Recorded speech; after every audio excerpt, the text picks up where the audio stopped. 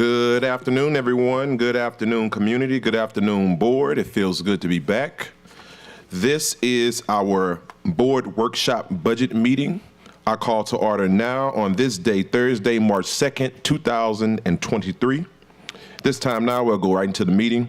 Invocation and Pledge of Allegiance. The invocation will be held by School Board Member Cliff Lewis, with the Pledge of Allegiance led by none other than School Board Member Nathan Russ. All right.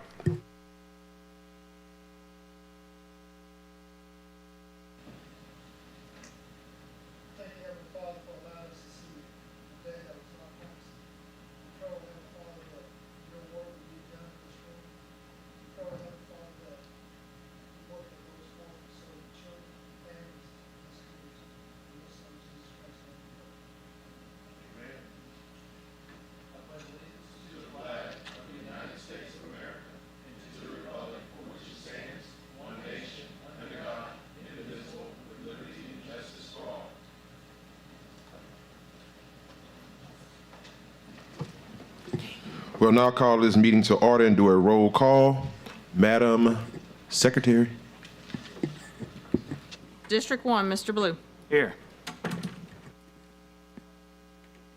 District 2, Mr. Lannis. Here. President Lannis, sorry. District 3, Vice President Powell. Present. District 4, Ms. Stewart. District 5, Mr. Lewis. Present. District 6, Mr. Russ. Present. District 7, Mr. Gode. District 8, Ms. Kennison. District 9, Mr. Martin. Present. Thank you, Madam Secretary. We'll now move into presentations, but before we go into presentations, I just wanted to make the community aware that we as a board have been having some ongoing discussions about the importance of getting budgetary concerns out to our public as a whole, but also get in front of them early. So what you all will find is over the course of the next 3 months, we're going to continue to conduct board workshops around our budget, leading up to the approval of our actual general fund budget. So I just want to applaud the superintendent for his commitment to addressing any types of budget concerns, but also just making sure that the public as a whole understands what it is that we're looking forward to moving into the next fiscal year and forward. So I look forward to this presentation tonight, and we'll go right into it. Presentation of the budget.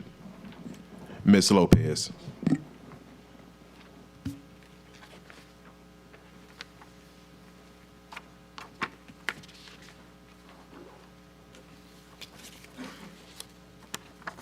Good evening, board members and Dr. Narcisse.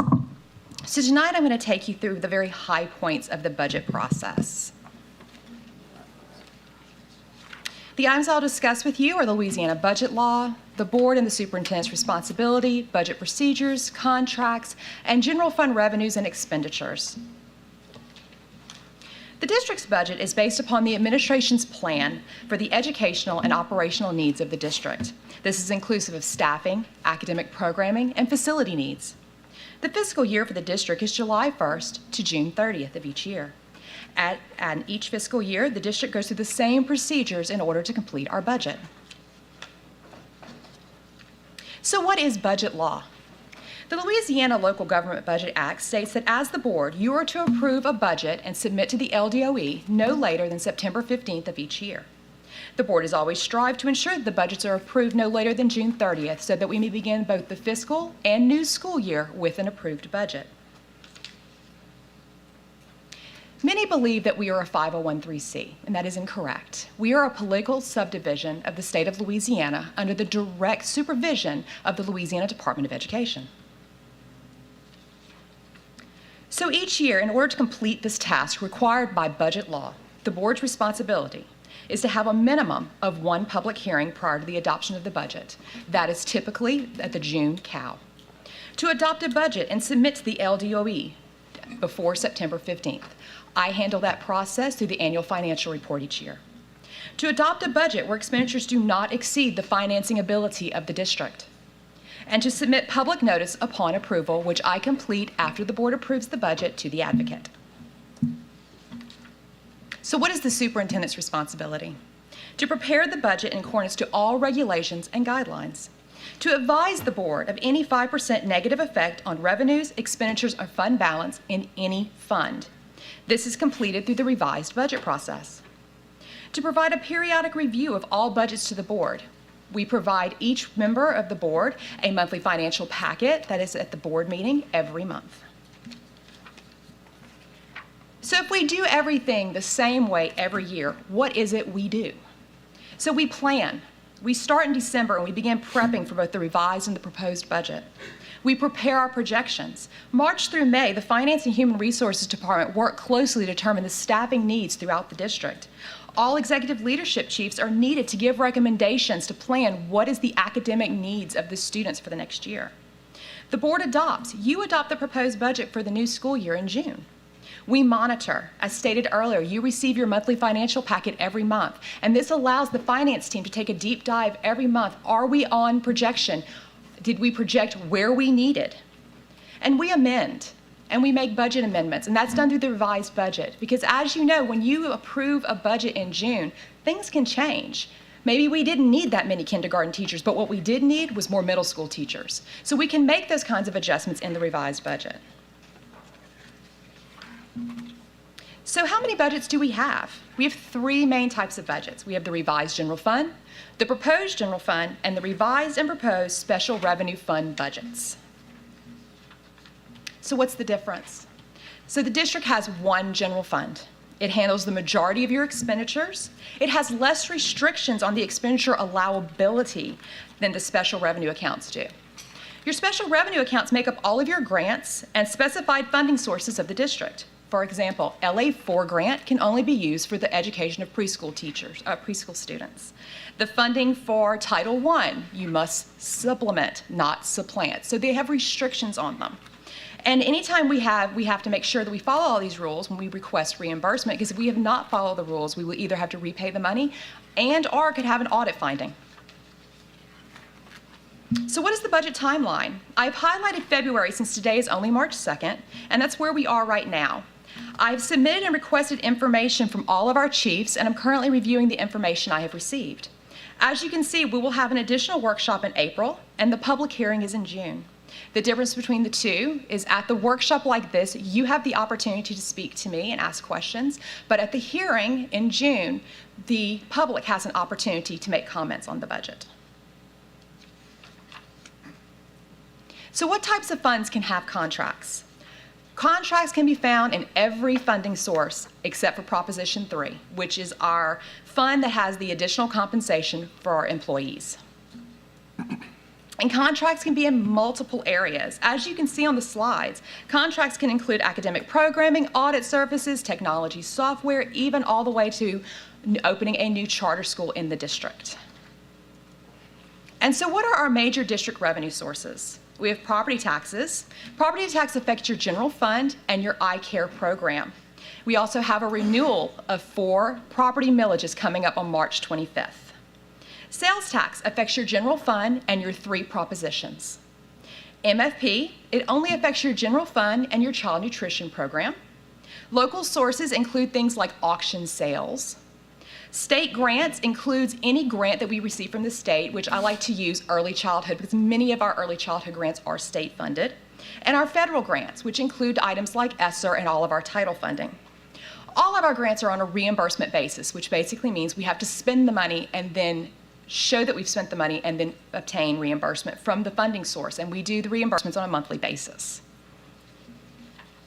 As stated earlier, the budget must be completed following all LDOE regulations. The LAF Guide, or the Louisiana Accounting and Uniform Guidance Handbook, is prescribed by LDOE and lays out the proper coding arrangement for every district's accounting system. So you can see these are each of the categories and their uses. So some of these are kind of open-ended, and you might say, well, what are they? So salaries and benefits, of course, these are inclusive of everyone's payroll checks. It includes their retirement, their health insurance. Purchase professional services, these are items like contracts, state fees that we have to pay for the collection of the sales and the pension taxes. Purchase property is water, sewage, maintenance of our buildings, maintenance of our buses. Other purchase services include things like our property insurance, our communications, our internet, travel for employees. Obviously, supplies, as our pens, our pencils, and our textbooks. Property is equipment and technology, software and hardware that goes above $5,000 as stated in state policy. Debt service and miscellaneous has the bond repayments, and other uses of funds and appropriation is our charter school payments. So this chart gives a summary of the expenditures by funding source in 2018 and 19. And when I'm doing a review of different years, I like to use 18 and 19 because I like to call it our last normal year. It was before COVID, it was before ESSER, it was just a normal school year. So as you can see, general fund was 72%, our non-major funds was 5%, capital projects was 1%, child nutrition was 5%, Prop 1 was 6%, Prop 2 1%, Prop 3 6%, and Title I was 4%. This chart gives a summary of the expenditures by funding source in 21-22, and the reason you may ask why I'm not using current numbers. I'm using a full audited year because I think it gives you a better understanding of how the spending works in a full fiscal year. So as you can see, the general fund was 65%, non-major funds was 6%, child nutrition was 5%, Prop 1 was 5%, Prop 2 was 1%, Prop 3 was 5%, Title I was 3%, and of course, ESSER comes into play at 10%. So for the general fund, you can see the percentage by category of how the general fund was expended in the 21-22 year. Obviously, our two largest expenditures are salaries, benefits, and charter schools. So if you need any more in-depth information on the financials, all of these links will take you to our website to our different budgets. So we have our special revenue budget that was approved, our annual comprehensive financial report, which you just received. April would have given it to you tonight because it finally got back from the printer. Our annual financial report, our general fund report, and any information you'd like to know about our benefit system.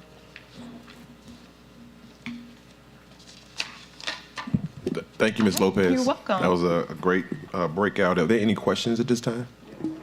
Go ahead, School Board Member Gode. Yes, thank you. Thank you, Ms. Lopez, for the presentation. Just a couple of quick questions.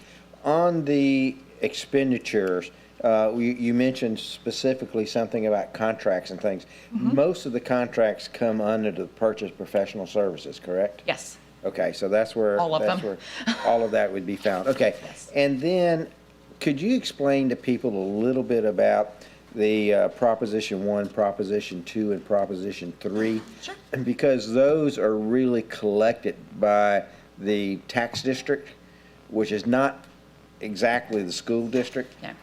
And that distinction is important and becoming more important as we go through. So could you explain a little bit about how that is done and how that is collected? Sure. So the propositions, okay, to start with, only two of them are technically special revenue budgets. Proposition 1 is technically a capital projects budget. So the EBR parish allowed us a 1-cent sales tax, which we break into 3 pieces. Proposition 1 is 51%, and it includes the upkeep of facilities. It handles our HVAC contracts, it builds our buildings, and it assists in the purchase of Chromebooks, but to a very small extent. Our Proposition 2, which is 8%, it handles all of our alternative school needs to give these children a leg up, to assist them, to provide additional supports for them. And then 41% is Proposition 3, and that is the additional compensation to teachers. So what I always say is currently 10% of everyone's salary that is not in a grant comes out of Proposition 3. So if it ever failed, 10% of your salary would go away because the funding source would no longer be there. And as he alluded to, yes, the propositions are not under the direct control of the school board. They have their own committee, which is our advisor oversight committee. They meet twice a year. Any changes that are requested by this board to be made to the tax plan must be approved first by your oversight committee. And that could be if you wanted to say, I wanted to have this school A to be built second and school B to be built first. You would need to go to the advisory committee, the oversight committee, to ask permission to do that, and they would either approve it or not. So they are separate funds, but they are completely sales tax based. And to follow up, And to follow up a little bit on that, and I don't remember the exact name, but there is a taxing district that is set up, and that taxing district is what collects the taxes. So when you say us, that's a general us. It is not the EBR school district, and this is becoming legally more and more and more important. But it is the taxing district that collects those funds, and then the taxing district then can, at their discretion in their budget, pass those funds on to EBR to use those as described in their budgets that they passed. And so, there are several things going on in the legal system right now, but I think it needs to be important that we remember that we as a school board do not collect that sales tax. That sales tax is collected by the taxing district. Mr. Shamlin? Yeah, Ms. Goldie, you may be referring to the EFID, Educational Facilities Improvement District, and that's set up primarily to manage the props, especially around facilities improvement, which is what you just referenced. So that is the mechanism that But it's set up to collect the tax. collect the tax. That's correct. Okay, so we as a school board do not collect that tax. That's correct. Now, one issue in all of this is that LDOE counts that revenue as when they calculate how much local revenue is obtained that we need to pass on to the charter schools. And that's under LDOE regulations that are doing that, but technically we don't collect those taxes. And so I don't know what's going to happen in the future, but everyone needs to understand that distinction, that's been the LDOE's position right now. There are some other, and that tax was passed specifically by the district, by the people of the taxing district. I know Breck currently has a lawsuit going on right now with the sheriff around the use of funds that were passed for specific uses at Breck, and the sheriff takes some of that money and uses it to fund, I don't know if it's by the legislature or not, to fund some retirement plans. We have exactly the same thing going on, where some of that goes to fund retirement plans for the state, and also some of that goes to fund charter schools.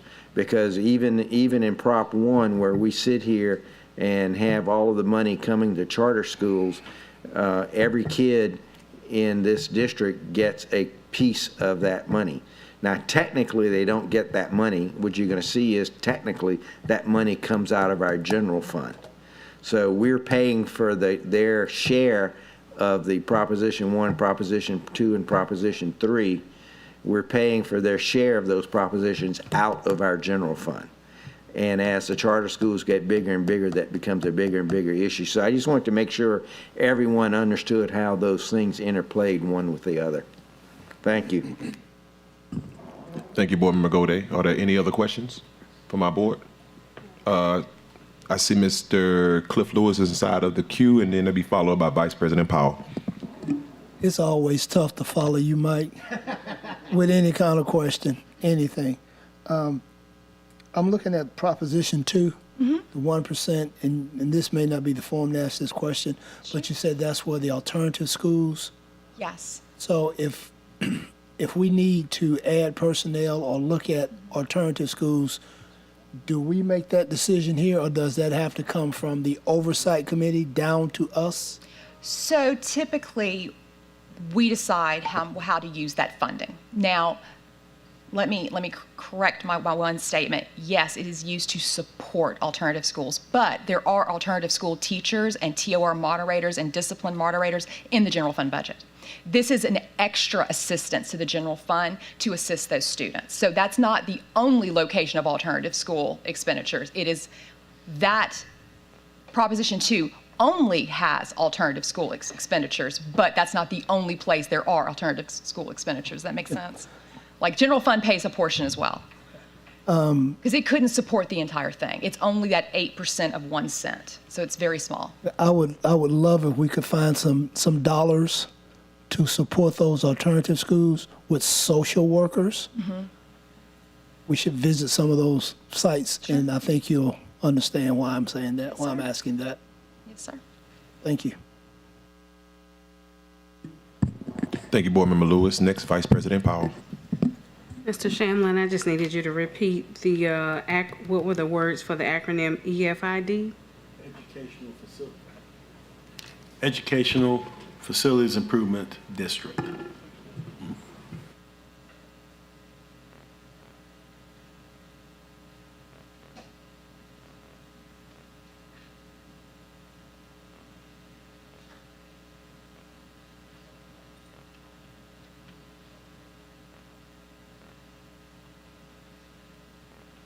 Okay, now I have entered the queue. Again, good presentation. I like to quantify things in terms of numbers. Sure. I'm just a nerd that way. So what I did was I went back and I crunched all of the percentages just to give the general public an understanding of where we stand in the general fund expenditures. So for salaries at 38%, that is, I won't say approximately, but I will say as a round ballpark number, considering is $189.1 Benefits at 19% is about $94.5 million. Other use of funds, charter schools at 26% is around $129.4 million. You're right on the money, sir. I'm doing pretty good. You're doing good. Okay. Maybe in my past life. Property services at 6% is around $29.8 million. Supplies at 4% is $19.9 million. Professional services at 2% is $9.9 million. Purchased services is $9.9 million. Property at 1% is $4.9 million.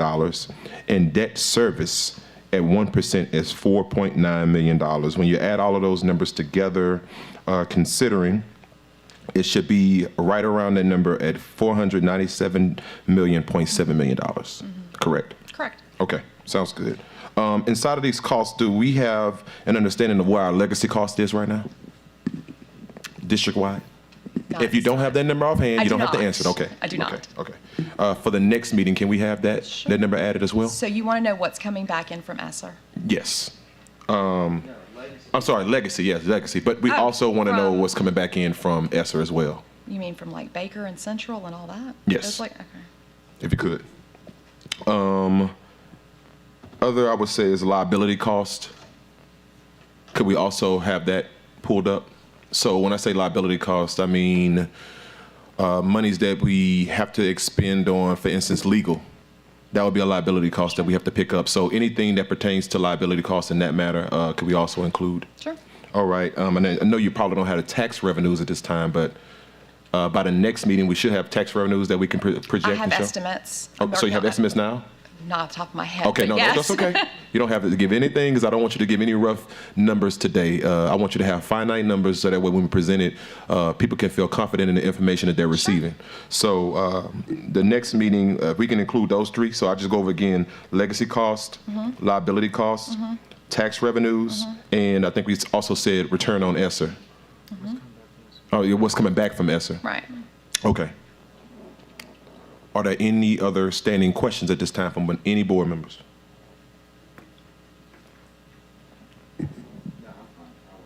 Okay.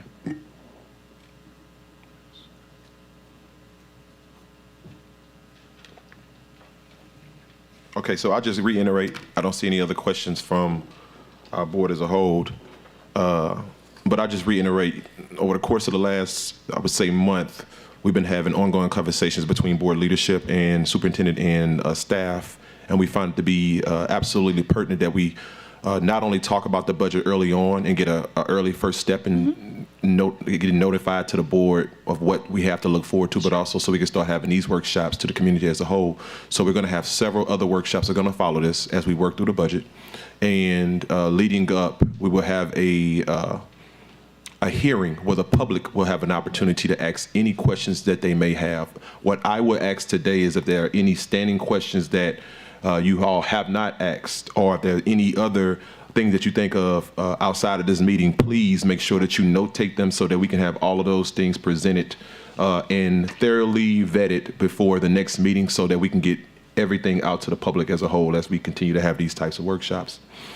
You had anything else, Vice President? Another thing we talked about, though, what I would say is we had a really good in-depth conversation with the superintendent yesterday, and we found that as we work through the budget, there are some concerns from other members, and because of those concerns, we want to be good stewards. And the way that we look to be good stewards is if there are any expenditures that are going to come up within the next few months, some of those we're going to hold off if they do not directly impact spending that we need to have on the ground at our schools. Those types of things are going to be held off. So you talk about professional service contracts, things of that nature. We're going to make sure that we are being very careful about what we're spending as we continue these conversations to give everybody full level of confidence and transparency that we're putting our best foot forward to work through this budget and all the conversations. Okay. Seeing no other questions, comments, or concerns, we'll go ahead and adjourn this meeting, and our next meeting will begin at 5 o'clock on the dot. Thank you.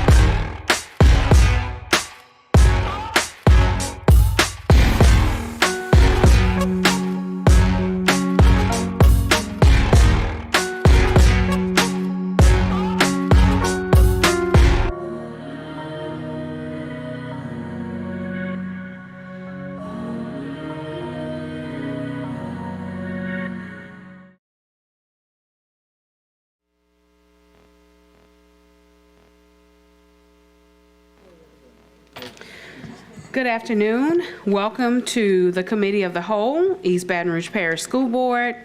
Today's date is Thursday, March 2nd, 2023, and it is now 5 p.m. This meeting is now called to order. And if we could have a roll call, please. District 2, President Lannis. Present. District 3, Vice President Powell. Present.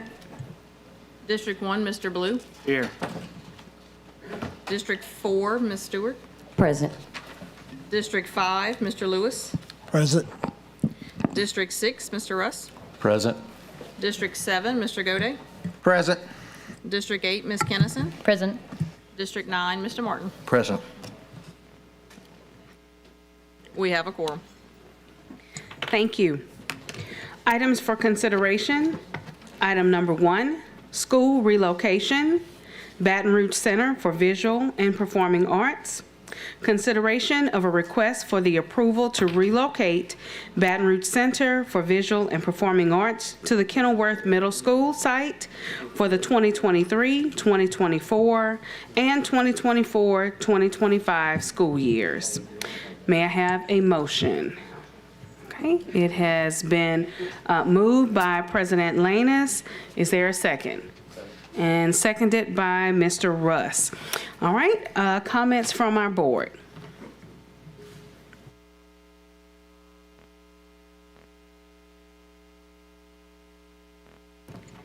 Okay, comments from the public.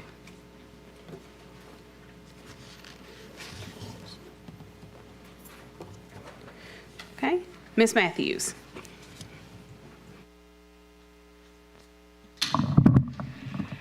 I have zero issue with using Kenilworth as a swing space for next year, as long as we are not prepared to open the school as a neighborhood school next year. But I do want to make sure that we do remember talking about the fact that that area does not have a neighborhood middle school. So when we are finished using it as the swing space, we need to make sure we come back to the fact that that needs to be a neighborhood school. Because those kids in that area need to stop being bused long distances for the middle schools they currently attend. Thank you, Ms. Matthews. Any other public comments? Okay. Comments from the board. Board Member Lewis. First of all, I am thrilled that this is taking place. Principal Moore does a fantastic job at that site. I've visited that school, and it just warmed my heart to see, those little bright-eyed kids. And that school is long overdue. And also, I'll start driving that way again about 2:30, because I won't have to worry about the drop-off and pickup line. I've caught myself taking a quick right going up Valley Park when I'm driving that way, but kudos to Mr. Moore and his staff. They do a wonderful job, and they deserve a new building.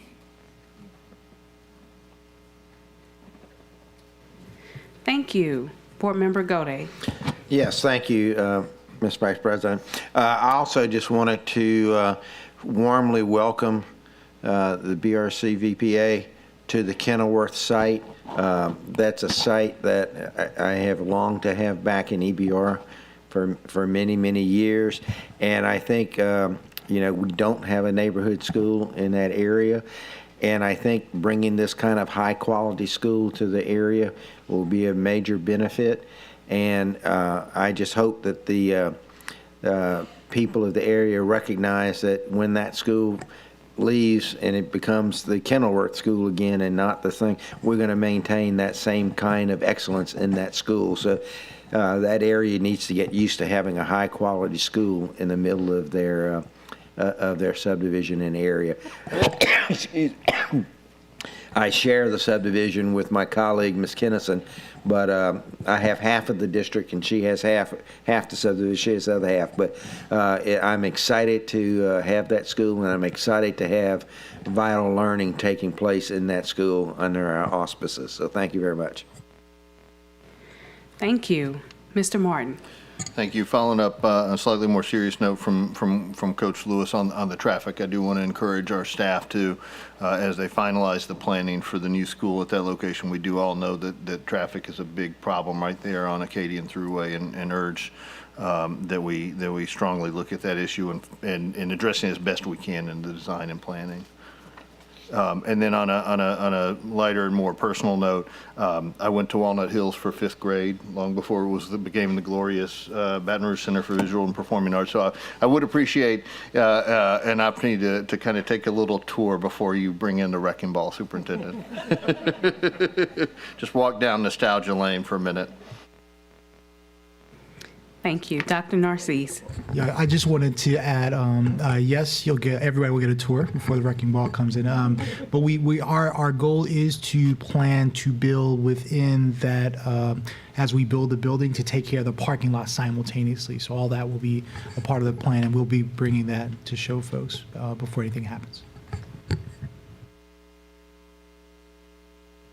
Okay. Any additional comments from the board? Okay, Dr. Narcisse. Sorry. Just for the public, I know Dr. Moore is here.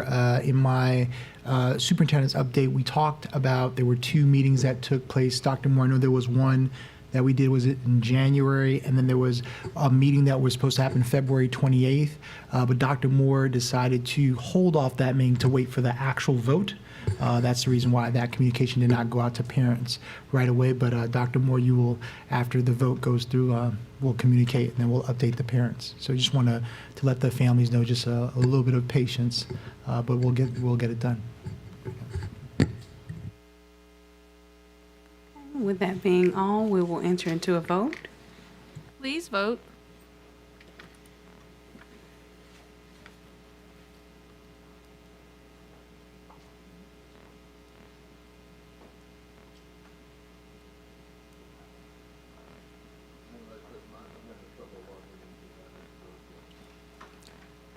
We'll do a roll call. Roll call vote. District 1, Mr. Blue. Yes. District 2, President Lannis. District 3, Vice President Powell. Yes. District 4, Ms. Stewart. Yes. Yes. District 5, Mr. Lewis. Yes. District 6, Mr. Russ. Yay. District 7, Mr. Gode. Yes. District 8, Ms. Kennison. Yay. District 9, Mr. Martin. Yay.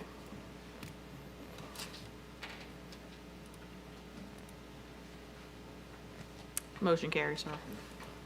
And Thank I'm you. logged in now. Say it again. He said he logged in. Okay. All right, so item number 2, Capitol High.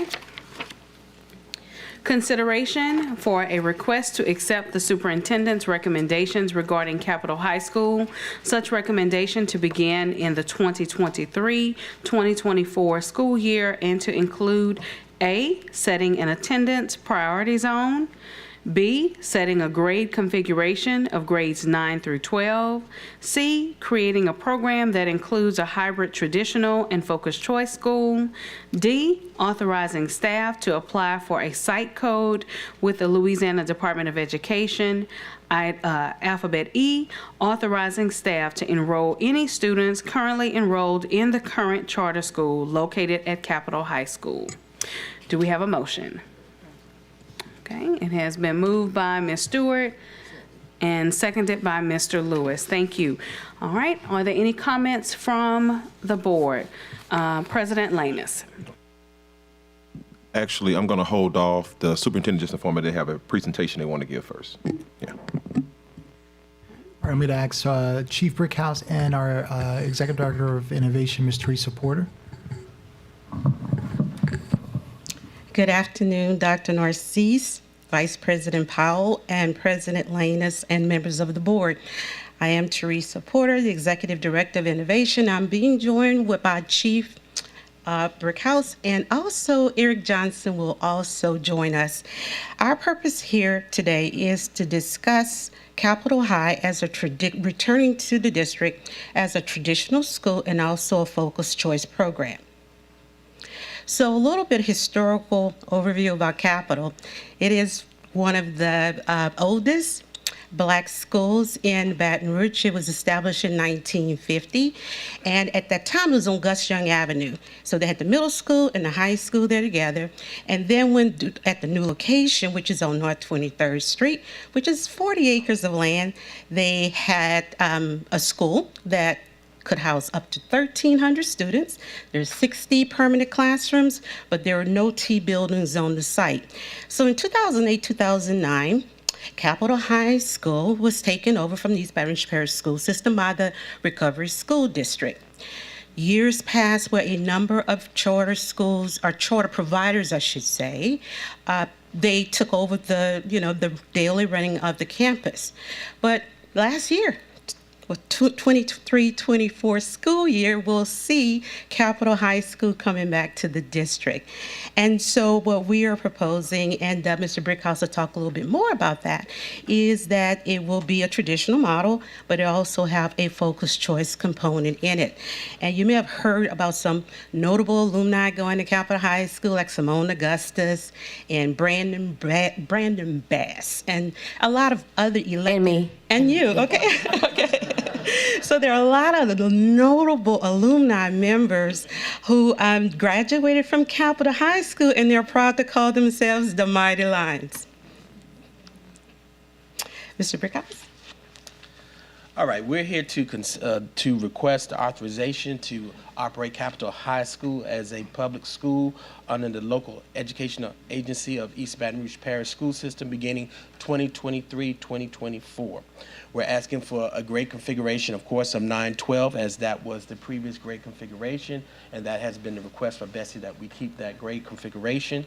In addition, we want to look at the programming. The request is to have Capitol High School operate as a comprehensive high school with a focused choice option.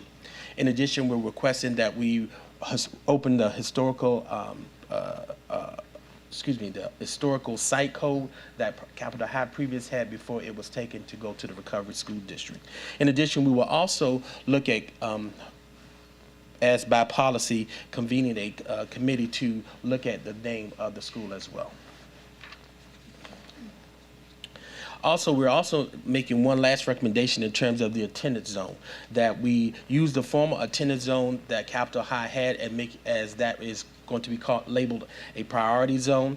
That will allow students to be divided into three categories. Allow students to be divided into three categories. One, students that were grandfathered into the school, students that are already currently attending Capitol High, allowing those students to finish their matriculation. Two, students residing in the priority zone. Those students residing in the priority zone, all ninth graders, incoming ninth graders, will be required that reside in the priority zone to attend Capitol High. Those students in 10th, 11th, and 12th grade that currently live in the priority zone will be given the option to stay at their current school programming or transfer to Capitol High School. And then finally, those students participating in the focused choice option, those students will also be given the priority to go to Capitol High School under the participating in the medical programmatic option. And of course, the school will remain in its current location of 1000 North 23rd Street. Thank you, Mr. Brickhouse. So what is a focused choice school? Focused choice schools are boutique models of programs that focus on a particular partnership. So as of now, we have a medical component at Park Elementary, which is right around the corner from Capitol High School. Baton Rouge General Medical Center is our partner, and we do have the CEO here with us tonight.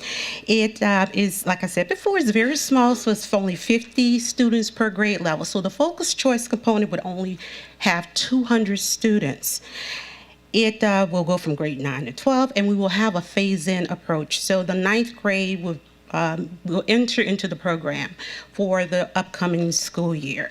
There's no academic admission requirements. However, based on what the governance committee decides and bring back to the board, there may be a retention requirement of 2.8 to 3.0, but it aligns with whatever grade point average that the college that those pathways flow into. And then our purpose, and I should have said this first, but our purpose is basically we have a shortage in the medical field. And so hats off to Baton Rouge General and our other partners for helping us come up with a solution in order to make sure that we have enough students to go through the track and provide medical care for our people. The implementation timeline, this is a very truncated version. So when we get board approval, I want to preface it by saying that, then that very next day, we're going to launch into a marketing campaign. And you see some of the items that we will focus on, including you're going to radio, television commercial. We're going to really beat the bushes to make sure that those students who are in the capital zone and those students who want to attend the Focused Choice School, they can apply for a program. Also, it's very important to let teachers and staff know what our plans are. And that is also almost immediately after the board meeting, if you should vote that way on the 16th. And then the parents, the community. It is very important, even though we have been in contact with the community quite often, it's very important for us to come together once the vote has been taken for this proposal. Hiring, our intent is to have a site-based administrator hired by March 27th, so at the end of this month. It's ambitious, but we are putting fillers out. And also April 1st, that's when the enrollment period would begin. We use an electronic process. We will mail letters to parents. Those students in the school will receive a letter. We will mail a letter of intent for those students who are there to determine what they want to, or how would they like to proceed.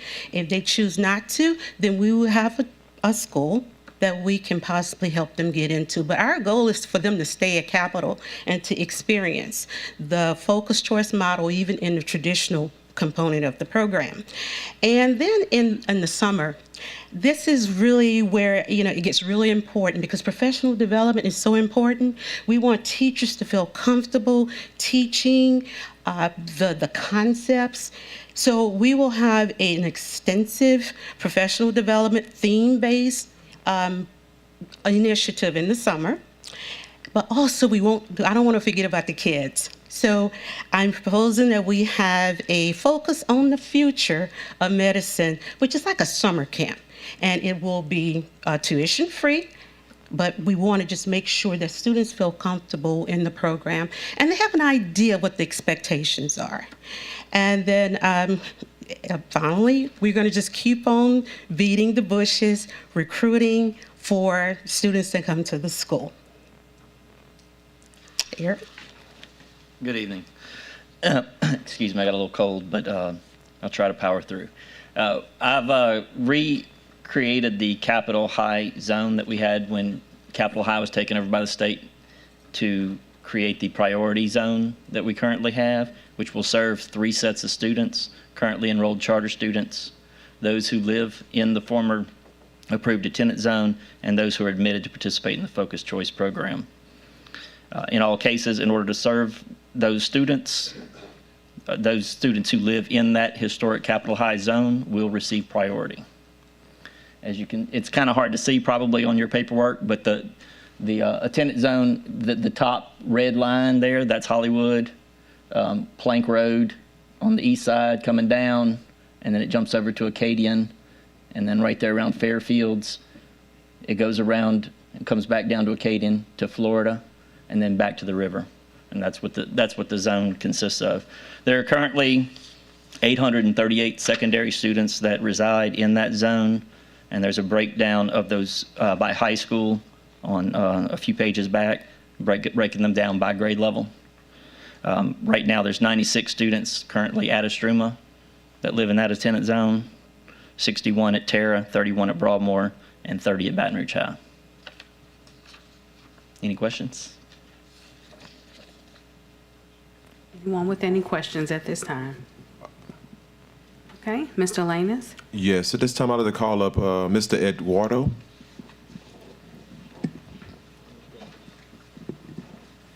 I say Wardo? Gardo. I apologize. My apologies. Did I do something wrong? No, nothing at all. I feel like I'm coming to the principal's office. No, sir. I wanted to take some of my time just to give you an opportunity to speak on this amazing endeavor that we've been embarking on for quite some time now. Sure. The idea is to create a model of partnership between industry and the school system to enhance the educational experience of these students. There are several potential industries, but one of them is healthcare. As you all know, healthcare, there's a dire need for workforce, not only in the medical field, which we know, nursing and so forth, but also in other traditional fields that we sometimes don't affiliate with hospitals. It could be computer, accounting, marketing, law, culinary arts, you name it. We're like a small city. So the idea is to give these students an opportunity to experience what it means to work at a hospital. Everything from internships to the ability for them to see who they could be once they graduate. And obviously, because we're a small city, it's everything from those who would want to go to medical school to those who want to work in the culinary arts or maintenance and engineering. Our staff is extremely excited about this. Obviously, we began that work at Park, and I think the results are palpable. We've increased the enrollment. We've increased the performance of the students. I think the teachers are excited. I had a leadership development conference with my top 200 directors and executives a couple of weeks ago, and principal and assistant principal from Park went there, and so they begin to sense and feel what it is to be to work at a hospital. So once we extend that experience from Park into Capital, then my goal is to make sure that all the post-secondary opportunities begin to be funneled earlier and earlier in the process of education. I've spoken at length with Baton Rouge Community College and Chancellor Smith there, and obviously he has a culinary arts and LPN school across from Acadian, so you begin to see that there's a lot of potential for synergy with that. The idea is that every single kid who graduates from Capital will either have a job with the appropriate certificate, either at the general or an appropriate facility, healthcare facility, or that they're clearly in a path for additional post-secondary education. Beyond that, I believe that the model that we're developing here will not only enhance education, but will transform the community development opportunities of that community. Obviously, we have a large facility on Florida. Without a strong community, we will not have a strong hospital and a viable hospital there. And then beyond that, there's an opportunity to create a model for the rest of the school system here in Baton Rouge. I'm hoping, and I continue to encourage other companies to, in essence, adopt a school as a way to be engaged with the community, as a way to guarantee a pipeline of qualified individuals who would then work for that company. And then even beyond that, I think that there's an opportunity for this to become a model for the rest of the state. There's a lot of work being done right now by LabE and others to begin to transform education at the state level. And I think this model of recognizing that school systems need to produce a product that companies are willing and able to then employ is critical for economic development in Louisiana. We're in the bottom 48, 49, 50 of any and all types of metrics that you could think of, and without solving the issue of education, we'll never get out of that position. It is possible to do it. And I'm here to let you know that we at the General and our board are committed to making this happen, and also to teach others, as we learn how this is done, teach others how to do it. Thank you, sir. I'll just say for myself, the reason why when you come to the mic and you tell me, or you tell our board what you just said, why it carries weight. You had a daunting task when you took over Park Elementary. Some tried to do it. They tried some modifications in programming. It didn't work out the way that it should have. And for years, we saw the school remain stagnant in terms of the school performance score. In the time that you have been at that school has now grown from an F into a C and has been named one of the comeback schools of the year by Bessie in the Department of Education. So my hat goes off to you. Yeah. Well, I want to take credit for it, but really as a whole team, as my team and Dr. Nassis' team that made it possible. And we got to remember that brick and mortar is not enough. Mm-hmm. What changed Park was the people and the program. So I'm excited to be a part of it, and hope that you all support us in this endeavor, and as other companies step forward to partner with the school system, that you also welcome them. Thank you. No, we definitely appreciate you, and I'll just end here because we're going to talk about a little bit more tonight about community school models. But in my mind, the way I see community school models is this is the perfect replication of it. You have one school and that has programming, feeds into the high school that in turn can feed into the middle school, and you have a pipeline of students matriculating throughout the school system, getting the same level of rigor, getting the same level of programming. By the time they graduate, they have a full level of investment from our school system, and they can be successful in their lives. That is what it's about. I love it, and I can't wait till we talk about it later. Thank you again. Thank you. Ms. Stewart. I personally want to thank Baton Rouge General and the collaboration that is about to start. I'm going to just go ahead and claim that with Capitol High. And as a graduate of Capitol High, I would like to say that that's amazing. As Mr. Lannis just said, I don't want to just repeat everything he just mentioned, but that's amazing what is about to take place, and even more so to create relationships throughout the district with other businesses for our students to be able to have that experience and have desires and goals. And I think that's what it's about. And I do appreciate all the efforts and the cooperation and the superintendent for initiating this for happening for Capitol. Thanks. Mr. Ballou. Thank you, Madam Vice President. I see that the capacity of the school is estimated around 1,300, and I want to find out, is that just the capacity of the existing building, or is that what we're anticipating the capacity to be in the future? Is there somebody who can answer that? Eric?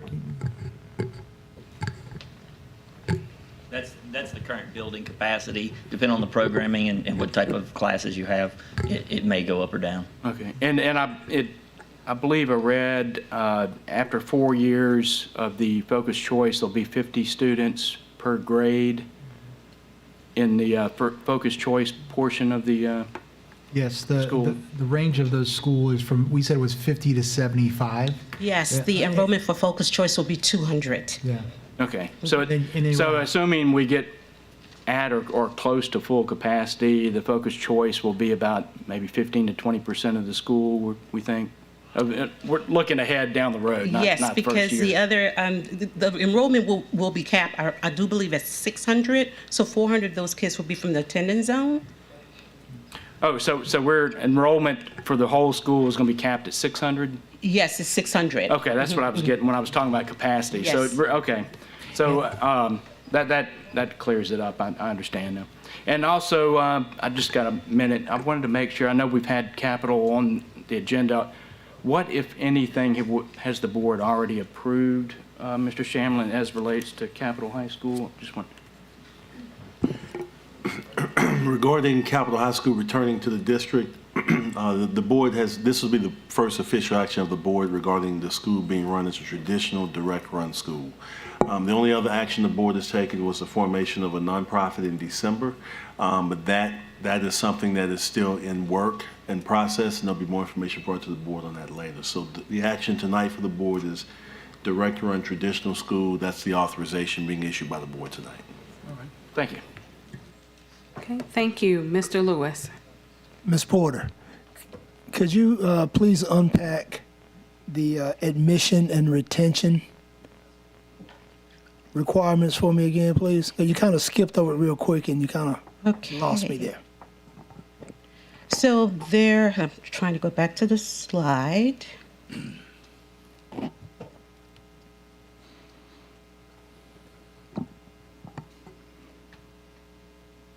Okay, so the admission requirements, if students are interested in coming to the school, the focus choice component, all they have to do is apply. And, you know, of course, live in the East Baton Rouge Parish school system. Once they are there, and there will be several tracks that they can go into, as you heard Mr. Tenero say about technology, it could be culinary arts.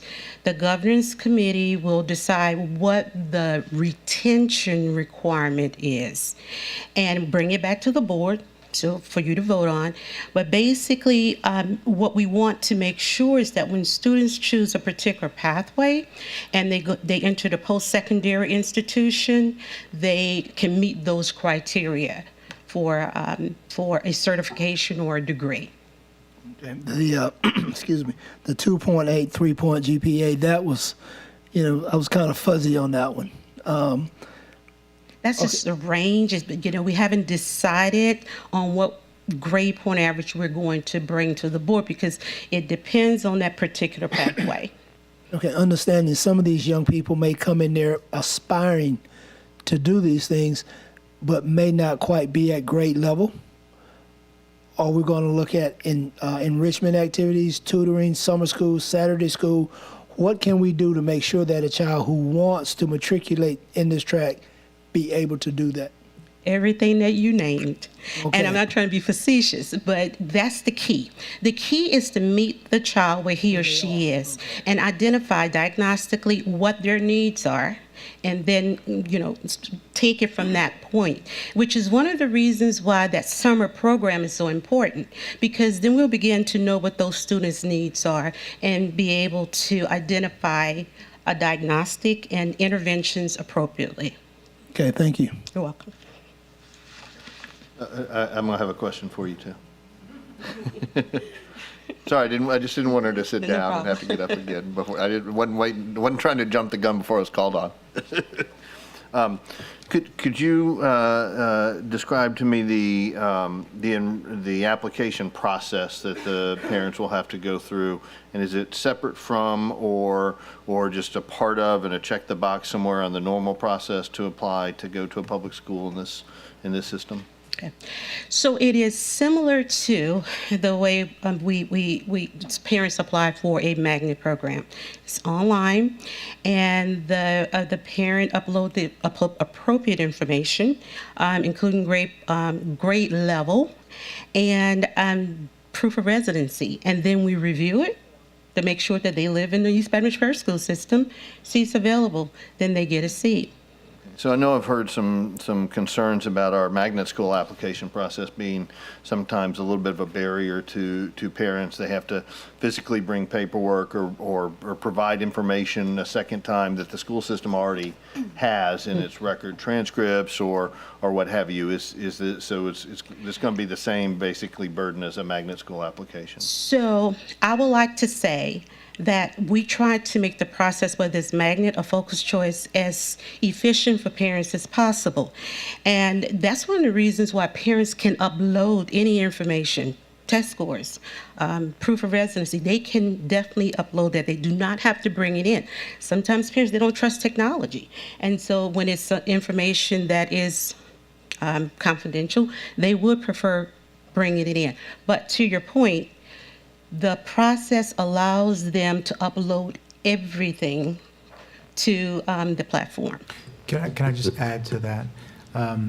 Also, what we've seen when parents have complexities with doing that, they also can come to the office, or we can go to them as well to try to help them get through the application process, because there's various levels of, of folks understanding on applying to the process.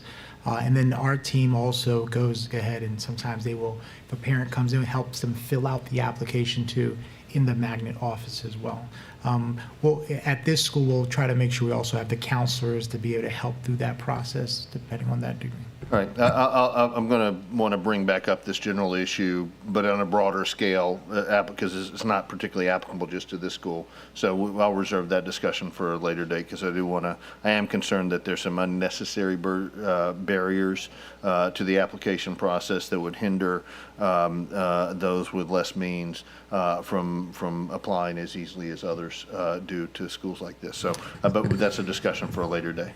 And if I could just add one more thing, one thing that we've also done with the magnet process, correct me, Ms. Porter, is that we've opened it much more year-round approach, where the system used to just be in a particular time a parent can apply for seats in our program.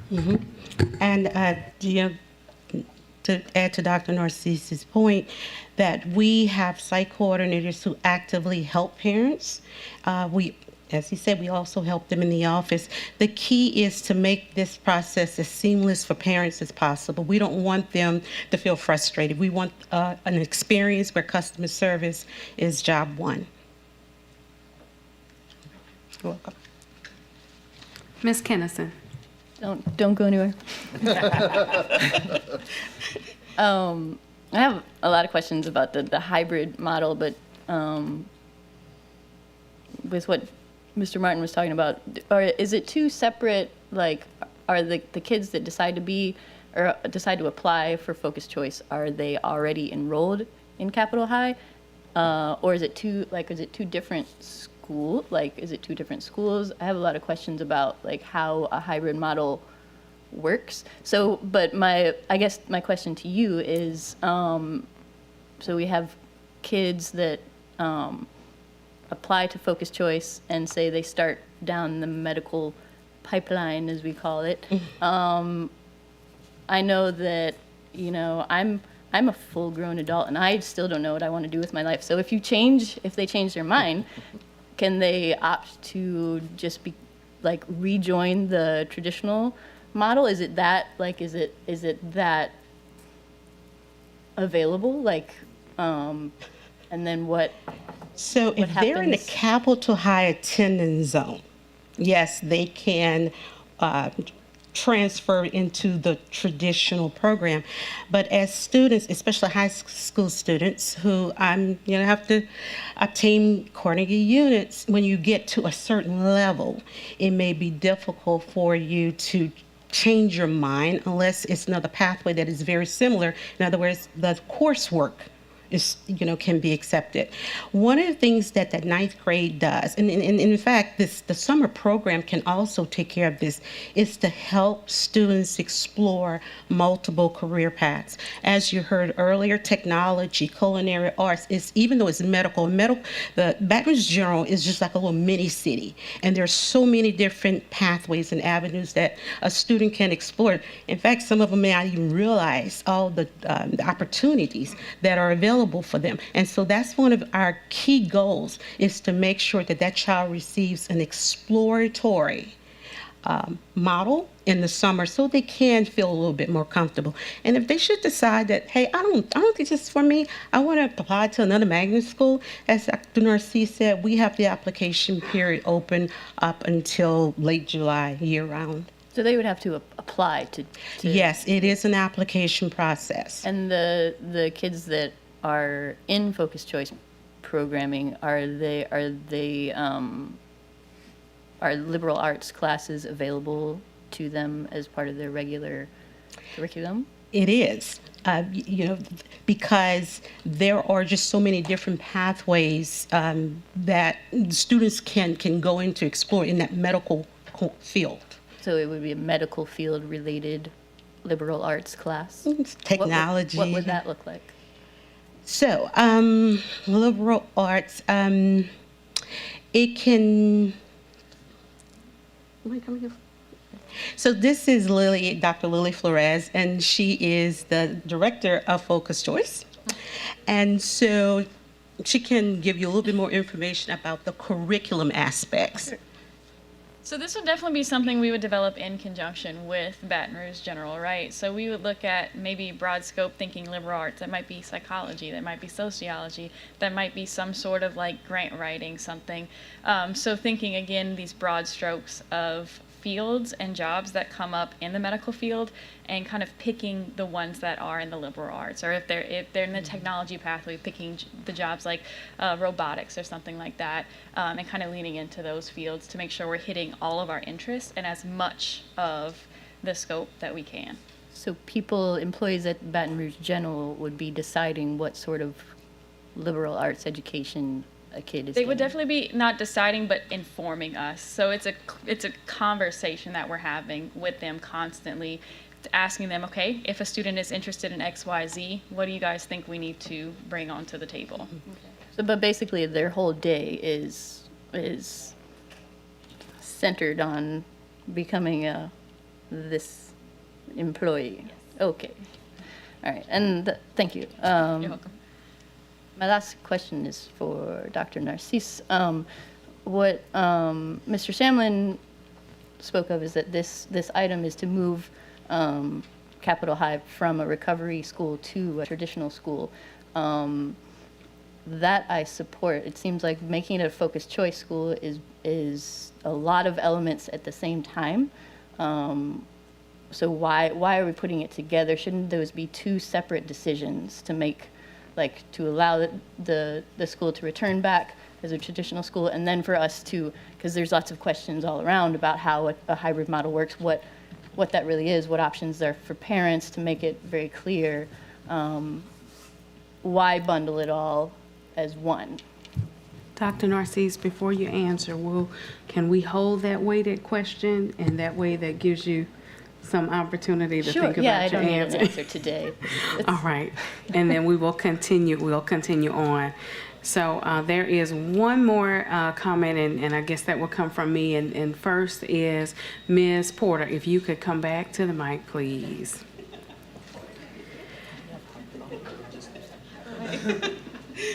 Okay, so Ms. Porter, my first question was, I know you touched on this before, but I think that we need just a tad bit more clarity. So under the programming structure, what was mentioned was 2.8 to 3.0 GPA. So if a student has a 2.5 and they don't live in the Capitol High attendance zone area, would their application be denied to be a part of the focused choice school? So the admission criteria and the retention criteria are different. So any student can get in if they apply and they're on grade level. It's once they begin matriculating through the program and for some reason they may not want to be there and they demonstrate that in a way where they're not passing their courses. Of course, we'll have interventions for those students. But then if it gets to the point where they cannot pass those courses, we want all students to be successful. Therefore, we would have to have a conversation. We would have a conversation about perhaps another career path. So then that means that they can, once they turn in their application, they can be admitted into the school, and they just have to maintain the necessary GPA. That's correct. Okay, so here's my next question as well.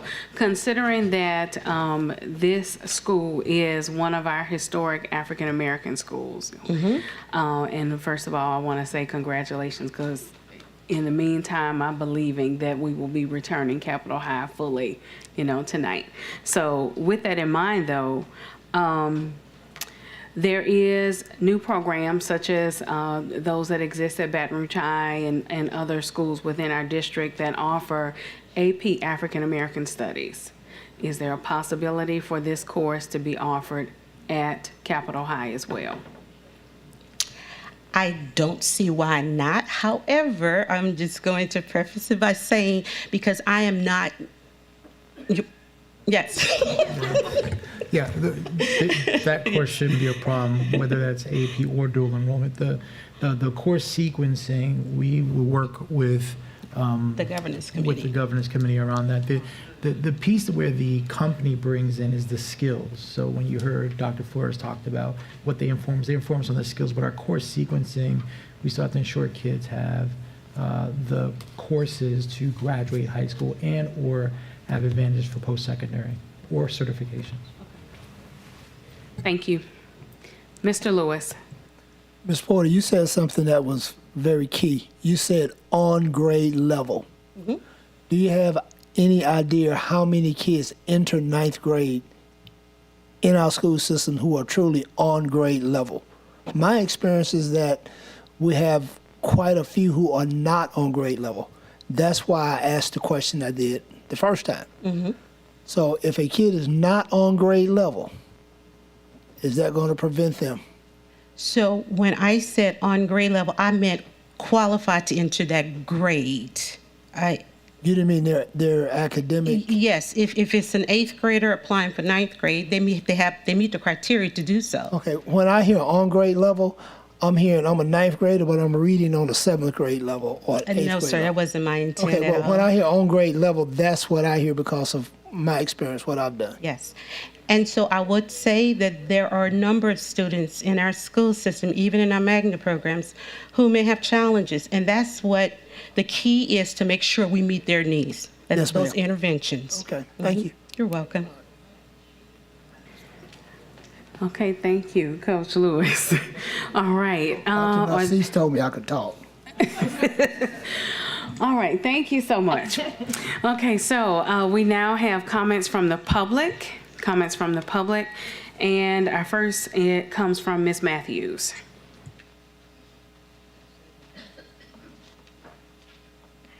You know, I had everything written out about all the parts of this that I agree with, and what a phenomenal job Rhonda Irwin does over there, and how I think she just needs to be left alone to do what she do. But some things were said that I think I need to take a different approach. As a mother of black sons, there's something that many board members may not be aware of when dealing with Baton Rouge General. So I want to make sure that you understand this, because this came to me this summer from one of our EBR students. What happened to him, his mother brought it to me. He was on a job with the district, the word is leaving me at the moment, where he gets a grade, internship, there we go. He did maintenance at Baton Rouge General Mid-City. And the white HR lady told him he's not ready to work inside. So I guess he's a field hand. That's what you're telling our black sons? He's not ready to work inside. And the reason she told him this is because he came out of the bathroom. And as he came out of the bathroom, he was adjusting himself. He was not sagging. He was wearing his uniform, his painter pants. But you could see a part of his underwear, not any of his genitalia, not anything inappropriate, but a part of his underwear. She did not bring it to him. She didn't take him aside as a teenager, as a child, and say, baby, or have one of the gentlemen do it if she felt more compelled, and say, baby, you know, fix yourself in the bathroom, son. As a teacher, you're an educator, coach, what you would have done with that young man. Son, go in the bathroom and fix yourself. Because we do that all the time. Excuse me, I'm sorry. Point of order. We have to keep it germane to the I'm item. germane. Baton Rouge General have an effect with our students. That's not the item tonight, though. I'm sorry. It is. Having them have effect with our students is very Matthews. germane. There comes Ms. a Matthews, time. please keep it germane to the item. Baton Rouge General is on the agenda. No, ma'am, it's not. It being a focused choice school, having effect with our children. They are a danger to our high school age children. What's on the agenda tonight, just so the record, is consideration for a request to accept the superintendent's recommendations They should, for a the focus choice should be removed from it, because Baton Rouge Okay. General should have no place near our high school age children. There comes a time when our boys go from cute to quote unquote dangerous. And Baton Rouge General shouldn't be allowed anywhere near our sons when they treat our children like that, and tell them, and actually told the mother, he's not ready to work inside. By the way, EBR handled the situation beautifully, took care of the mother, took care of the child. EBR was on point with it. Exceptional service from EBR. Baton Rouge General, no point have anything to do with our students. Thank you, Ms. Matthews. Ms. King.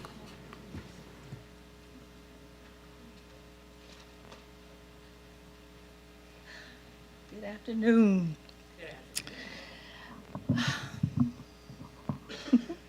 I had some things that I wanted to say, but I do want to say that just to address, I know that this is not on the agenda, but just to address what just happened, that was an employee. Whatever happened at the Baton Rouge General was an employee. If that does not, I'm sorry, if that does not reflect the organization, nor does it reflect the good that they are doing as far as this program is concerned, in my opinion. But to stick to the what's on the agenda tonight, I'd like to say that there have been a lot of details that have gone forth, a lot of information, a lot of questions that have been asked. And I want to appreciate all of the board members for having asked the questions that you asked, because I believe that all of the right questions have been asked. I just pray that all of the answers that were given are to your satisfaction. And I do want to say that I don't have anything to add to that other than that as a member of the community, I stand with the other 5,500 signatures that were received in support of capital being returned to the EBR system and the program, the Focus Choice program. And I'm here on behalf of Stand for Children. Thank you, Ms. King. Dr. Hurd.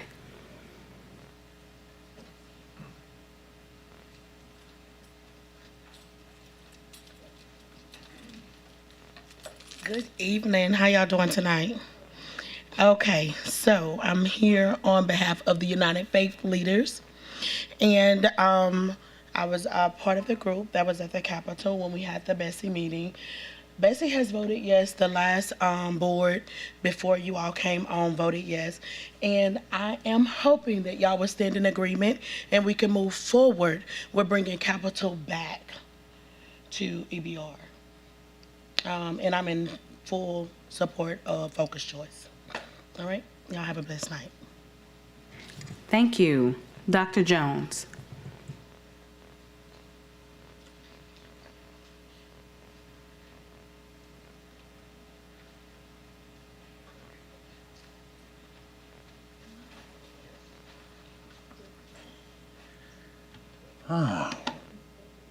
President, Superintendent, Madam V, School Board, Dr. Tony Jones, founder of United Faith Leaders.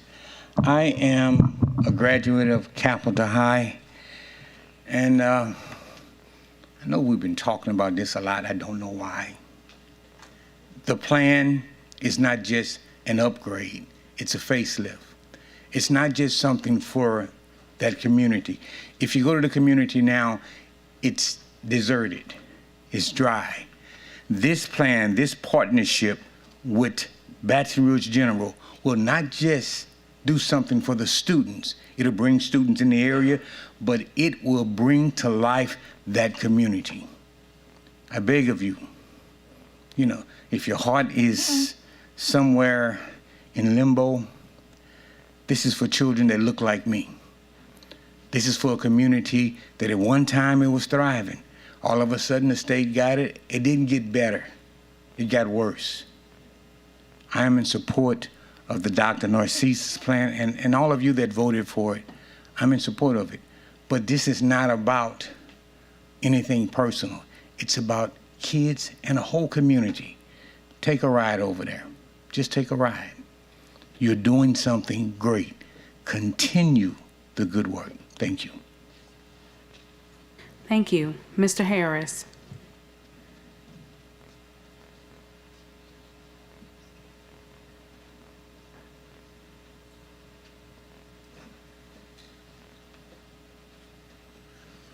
Good evening, Dr. Narcisse and board members. I'm also with the United Faith Leaders, and I was also at the state meeting with the Bessie board. I also am in support of capital of this resolution moving forward, and there's a petition of more than 5,000 signatures on it that are from the community and supporters of capital being returned back to EBR. And the community has spoken, and these are the same members of the community who vote for some of you members who are sitting here on the board. You know, I ask that you guys just remember your commitment to the community and move this thing forward. I remember this meeting, and I actually just asked Dr. Jones, why are we still talking about this? And I thought it was something that was going to be settled. Please move this forward. Thank you. Thank you. Mr. Robinson.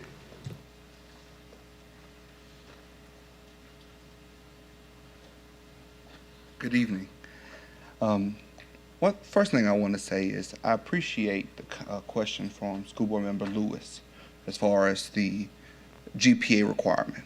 We don't require high school athletes to stay within the range of 2.8 to 3.0, nor do we require our magnet students to remain in their magnet programs between that range. So I think that is something that needs to be addressed. So I appreciate that question.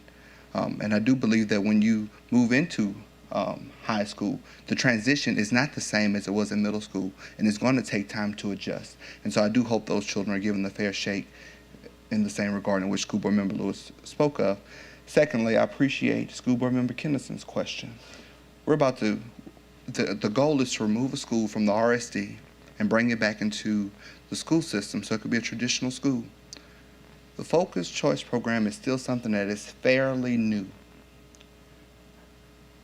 I believe Ms. Kennison's question was, would it be better if we move it back in, master the traditional program first, and then bring in the Focused Choice programs? This is why I'm in support of that option. Over the summer, when I went into the schools to check out the schools in my community, what was going on, I saw principals and teachers at the table struggling to come up with a curriculum that they were supposed to get help from and guidance from the school board and also the Baton Rouge General. And that's what they told us at the press conference. We're going to give so much guidance. And guess what? That guidance wasn't available. And I'm not telling you what I heard. I'm telling you what I saw with my own eyes. I saw them frustrated just days before school. And actually, one of the Focused Choice schools didn't get the third grade mathematics books that they needed until, I think, November. I think this is something that's still new, and we don't need to bring something in that we're trying to maintain and keep here under a new program. I think Dr. Jones said something that I didn't think of it as before. He said this is a facelift. Facelifts must be maintained. You don't give Botox injections once and then stop. You have to keep at it. This is something too new. We haven't even done a good job with mastering the traditional program yet. Let's do that first, and let's make sure Capitol High stays where it belongs in the East Baton Rouge Parish School System. I know we all agree that it should come back, but let's make sure it comes back the right way. Thank you. Thank you. Judge Johnson.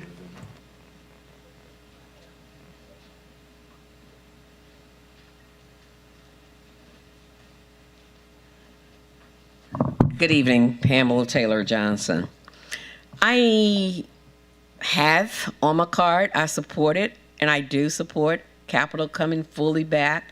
I support Focused Choice, but I'm kind of torn here because, you know, there are some good points in terms of let's master where we are. I understand the Focused Choice portion of it for marketing to get folks to come in and do that and do it well. But if we are ready for that, let's do it. If we're not, let's wait and do that. To hear Ms. Matthews, hear Storm talk about this unfortunate situation that happened with the children, you know, that always bothers me. So as we look at partnerships, perhaps we need to look at that. Let's just not just brush it off like, oh, that was an employee. No, it's important because you make or break children all the time. You decide. We as adults make quality decisions. And sometimes we do it without thinking how it is impacting the lives of children.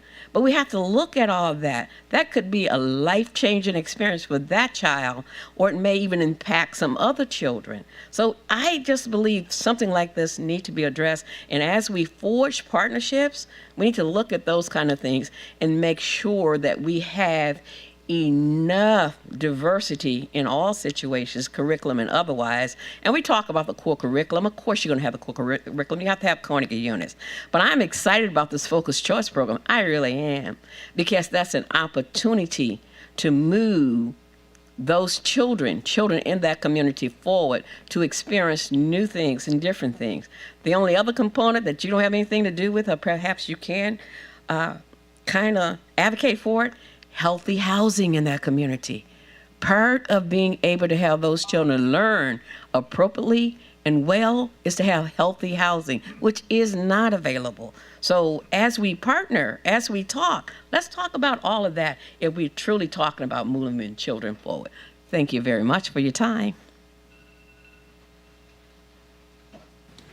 Thank you. Mr. Harrell.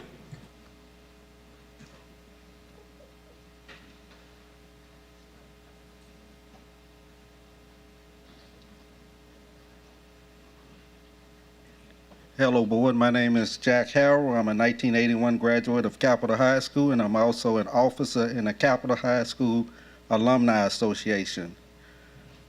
First of all, I support the recommendation that we go forward with this as a with the traditional component and the focus component.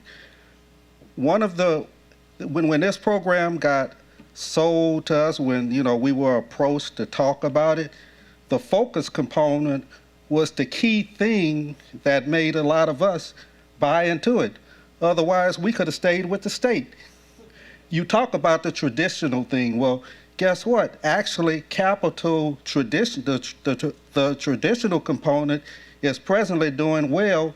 That's part of why the goal is to keep the traditional element that's working over there, keep the good things that's going on, because we got good things going on over there that's been going on for the last couple of years. But the focus component is the key. Without the focus component, to me, it's useless. We need to do them both now. In 2008, Capitol got taken over as a traditional school. So all of these people that's sitting up here talking about go one step at a time. Well, guess what? We did that one step in 2002, 2003, all the way up through 2008. The traditional scenario didn't work. So, basically over the years, we got a little better traditionally, and now we are ready to go to the next step. I 100% support the focus angle. And if anybody out there or up here is against that, then in my mind, you're against Capitol. Thank you. Thank you. Mr. Brown.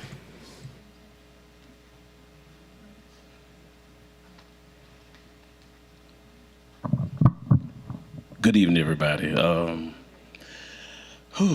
My name is Coach Eric Brown. I'm president of the Alumni Association at Ostroma High School. And first I want to start off by saying that this looks very similar. I spoke at the Bessie Board about the same thing. Ostroma went through the same thing. And believe me, if we had a choice to come back then and come back now, what Capitol is about to have with focus charts and tradition, man, it's a no-brainer. I mean, I want what Capitol have.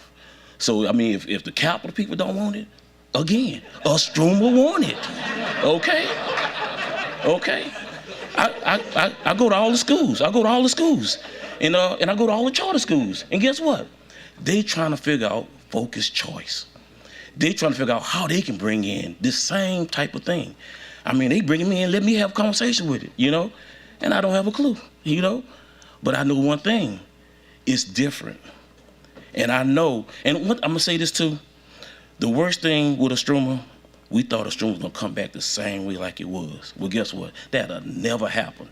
So Capital will never come back like it was. So all the memories that you have with Capital High School, man, keep them. You supposed to have those memories. But guess what? We have a new set of kids that's coming with their own memories and their legacy too, you know?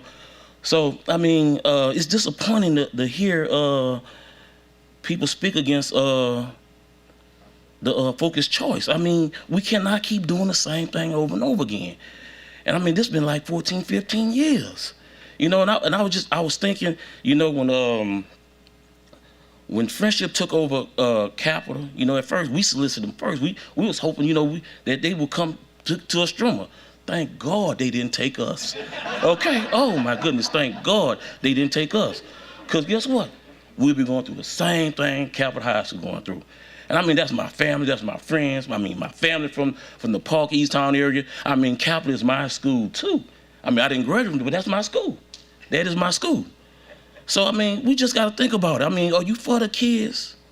Or are you for the corporations, the businesses? You know, I mean, I can't think what other thing you can be for. And then saying, wait for what? What we're waiting for? 15 years? Come on now. Thank you. Thank you. Representative Marcel.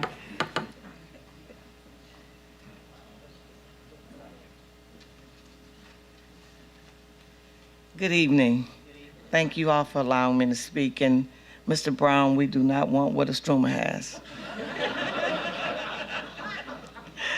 I am a 1978 graduate of Capitol High School. I am a lifetime alumni member and a full supporter of Capitol High School.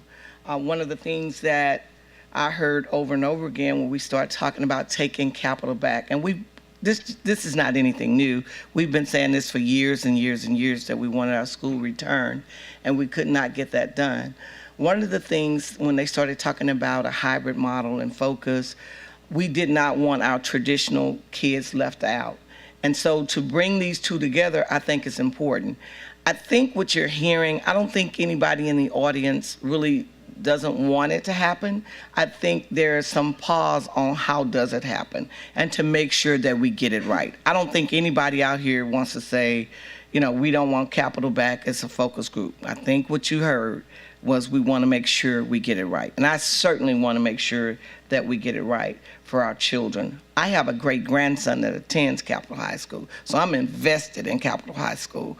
I always give money to Capitol High School. I've put up money for their auditorium, and the superintendent and I are having some ongoing conversations about how do we continue that without tearing down something that we can build up. So I look forward to working with you all. I look forward to this measure passing, and I look forward to Capitol going up, up, and up. Let's just maintain a great program at Capitol High School. And thank you all for allowing me to speak on tonight.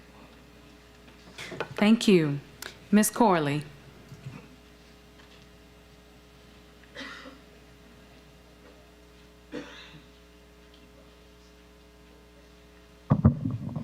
Good afternoon. My name is Karonda Corley, proud parent and disabilities advocate.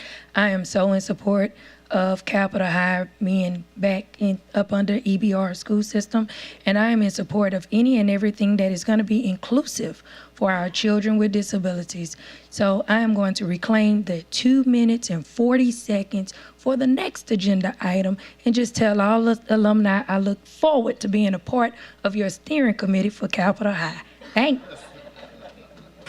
Thank you, Ms. Corley. All right, seeing no other public comments, comments from the board. Mr. Martin. Thank you, Madam Vice President. You know, there's been a very interesting discussion here tonight. I've got some questions and issues with the broader focused choice program, which we'll be dealing with as time goes on. But for me, I'm going to support this resolution tonight as presented. For a couple of reasons. One, I think this decision has largely already been made by this board, before most of us took office, and I think reversing course on that, for me as a new board member, would not really be appropriate. That would be undermining the hard work that went into this deal to get this done. And so, that's not to minimize any of the concerns expressed about the focused choice model tonight. I think Mr. Robinson, Ms. Matthews, and others have made some excellent points that we need to consider. But I also think that it is fundamentally very important that we increase the involvement of industry in Baton Rouge with our schools. That's not outsourcing anything. That's taking advantage of resources that we have. It's a mutual need. There's no Baton Rouge without business, but there's also no business in Baton Rouge without education. And so we have got to work hand in glove with industry, and I support and applaud all of our efforts to do that. And I think this is a very good step forward. While I reserve the right to question some of the details as we move forward. So I'll be in full support of this. Thank you. Thank you. Mr. Rust. I want to thank the public for their comment on bringing Capitol High back to EBR schools. Clearly, the community is in support of this move and has voiced that the importance of that. In the focused choice model, from what I understand, and Dr. Narcisse, you can help me with the details on this. A couple key components of this is that there's an advisory committee or a stakeholders committee that make a lot of the decisions about how that school is governed. Is that correct? That is correct. So that committee, when formed, assuming the board approves this and this moves forward, they'll make recommendations on things like retention GPA. Is that right? That is correct. And then also the further efficacy of the program as it rolls out, curriculum, all those things, which I think are many concerns that have been brought up. Correct? That is correct. So one of the things that I like about this model that has been developed is that it allows the stakeholders in the community to make decisions about the school that is their kids, right? And one of the reasons why I joined the school board was because I believe that parents need to see a lot higher investment into their schools and community. So for that reason, I support this. I also believe that we have a responsibility as a system to provide innovative opportunity to our children, especially in communities where we have seen decades of disinvestment. And so, again, for that reason, I support this measure. Thank you. Ms. Porter, I have another question for you. If you could share with us, just from your recollection, what is the normal GPA or retention GPA for magnet students? So we have programs where there are no retention requirements at all. Then there are retention requirements of 2.0 and 2.5. Thank you. So that's just something to consider as well. I agree with Mr. Robinson. I agree with others that may have mentioned it on the board as well, that in the process of thinking about the structuring, that we may want to consider allowing the retention efforts to be similar, if not, maybe even a little bit below that, to the other programs that we have available in order to, in all fairness, and in order to be able to continue to recruit students and maintain the same student body. Thank you so much. Also, I would like to yield the rest of my time to Dr. Narcisse for him to respond to Ms. Kennison's question. Of course, I see that she is the next in line as well. Yeah, well, she had a question. She had a question before we had public comment. And at that time, I did not allow Dr. Narcisse to respond to her question.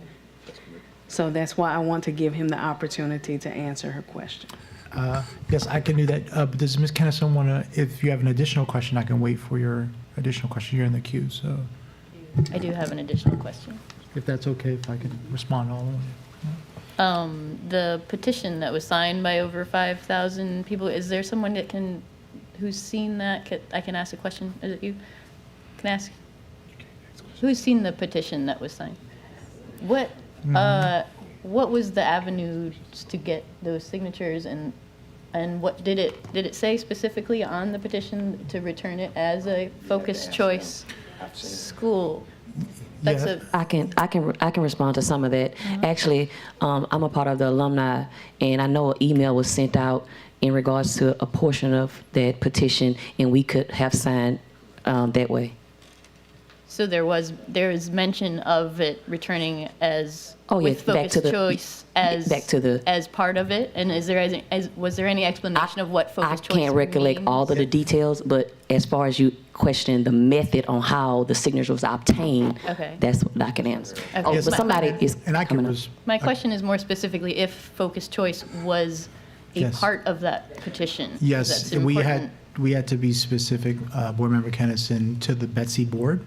I presented in conjunction with the community members, council, and at that time with existing board members on the board to Betsy. We had to do 2 presentations before they released to say that the school can come back to EBR. And some of the components that you hear about, the hybrid traditional, were some of the agreements we told Betsy that we would do as for us to accept the school back.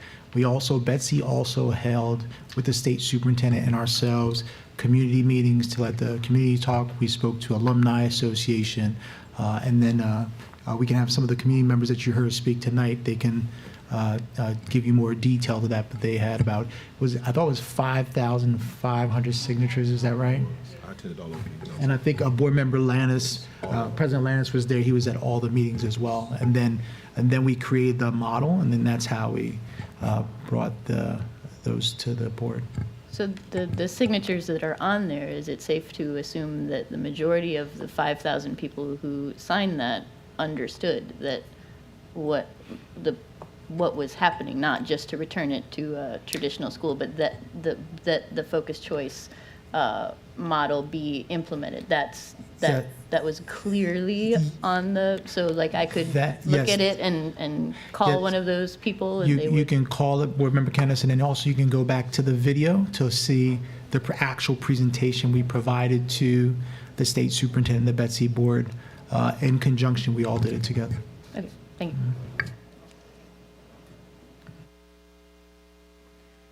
Thank you. All right. And Mr., I believe that there's some clarity here. So, Ms. Stewart, what is it that you would like to share with Ms. Kennison?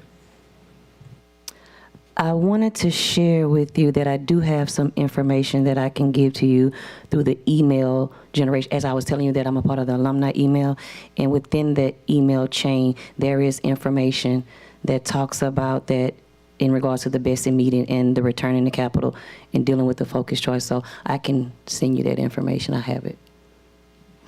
Also, if I may add, if you don't mind, I'm just going to jump in real quickly. There were about 3-minute meetings that Betsy conducted. The meeting where the signatures were rolled out was the same meeting that we rolled out the focused choice model to the entire state and to the Betsy board. So just to give a point of order in that regard. Did we answer your questions, Ms. Kennison? Sure. Okay. All right. Mr. Gaudet. Thank you. I just wanted to also add, like Mr. Lannis, I attended, I think, all of those meetings that we went through. And one of the big topics of discussion was how would we be different than what the charter school was there running. And the big difference was the focus choice and the connection with the Baton Rouge Journal. So that was one of the key building blocks for coming up with the idea of moving the school to the EBR. In addition, one of the key stumbling blocks at Betsy was Betsy didn't want us to ignore the community and ignore the community kids who might want to attend that school. And so one of the agreements that we had with Betsy was that we would be able to accommodate those children. And so really the concept of the hybrid school comes out of the whole process that this went through over a period of 6 to 9 months, where the focused choice was a big selling point to the community, but also with Bessie and others in the community, a big selling point was being able to maintain the local attendance for the local kids. So the hybrid is not just something that dropped out of the air that someone thought about. The hybrid is the end of a long process with community input and walking through that. So it's not just something that's just come up. It's something that's been talked about. And, I like I said, I attended the meetings, and those were the kinds of discussions we had at the meetings. The second point I want to make is, this is talking about 50 kids per class, and we're talking about being a third of the attendance of that. So there'll be, 2/3 of the class will be traditional. But there's a misconception, I believe, that goes around focused choice. And the focused choice is a model to provide opportunity for exploration to kids. It is not a corral that puts kids into a track on their careers that they want to go through.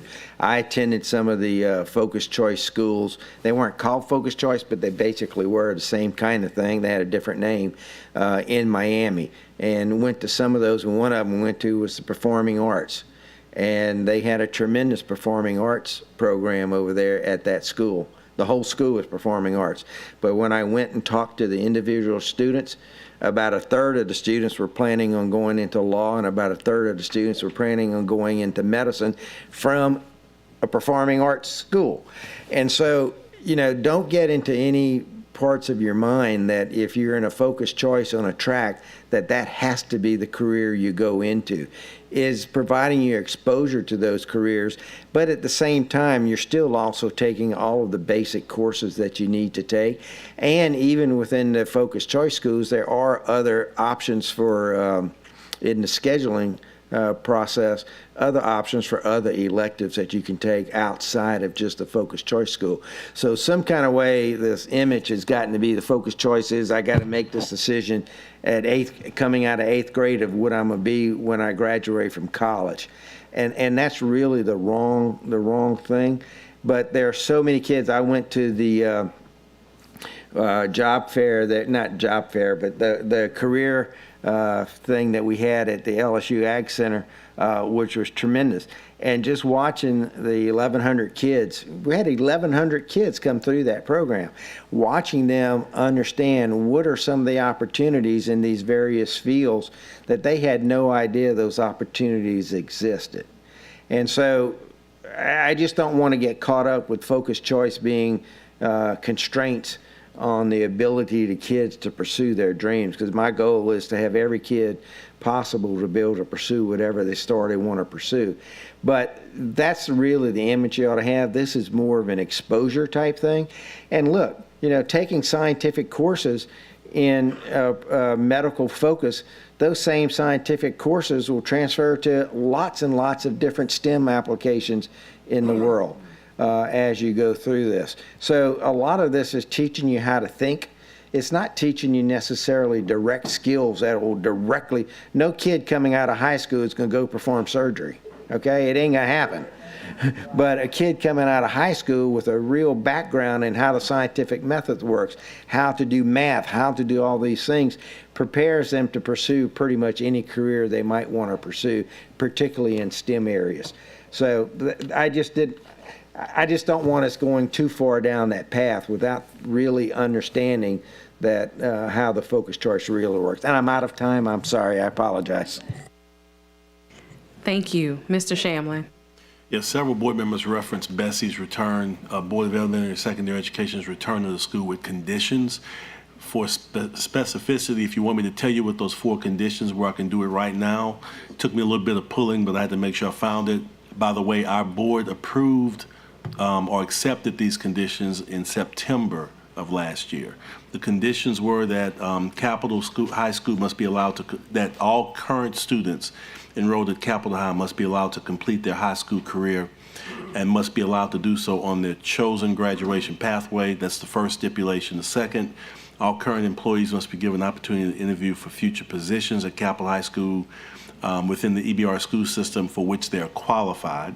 The third stipulation is that our school board must commit to improving the facility. And the fourth condition was that regardless of future academic programming, East Orange Parish must commit to maintaining an open enrollment pathway for neighborhood students. The reason why that fourth one is important is it says regardless of future academic programming. So I wanted to say Bessie didn't forbid us doing additional things at the school, but it required in our acceptance of the return that we do these four things. And so the programming that Dr. Narcisse is proposing is not out of order, but we must respect these four conditions as we move ahead. Does that make sense? Okay, so I just wanted to make sure we were all clear on that, make sure it's for the record that it was kind of understood by the new board. Thank you. Coach Lewis. I'll say this. You know, the focused choice may be giving people, maybe having a hard time understanding it, and that may be because for so long there were no choices. There was no focus on choices. Kids graduated from high school without really having a clue where they were going, what they were doing. So now we're at least giving them a foundation with focused choice that they will have some type of idea, some type of path they want to walk down. For 15 years, I worked in high schools, and I'd ask seniors, what are you going to do when you graduate? Well, you know, I don't know. Because a lot of times they didn't have a clue. So what we're doing now, hopefully, is rectifying some of the mistakes that have been made in the past by kids graduating from high school and their choices were very limited. They were going to go to the service, they were going to go to the Army, but now we're allowing these children to expand their minds. We're doing things that could improve, that could change generational wealth for families, simply because they left high school with an idea of something that they wanted to do that they were good at. Focused choice is a good thing, because for so long I didn't think there was a focus on giving kids a choice.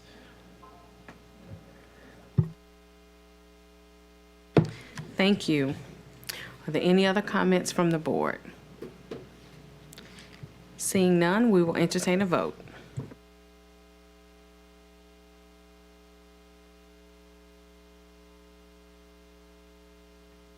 Please vote.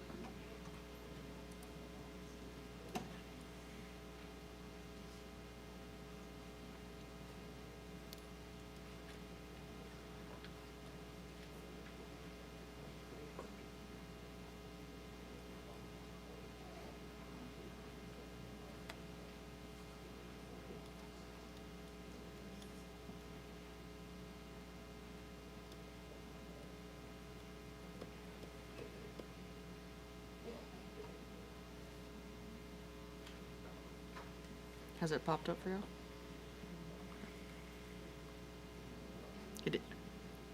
Hit refresh and see if it'll.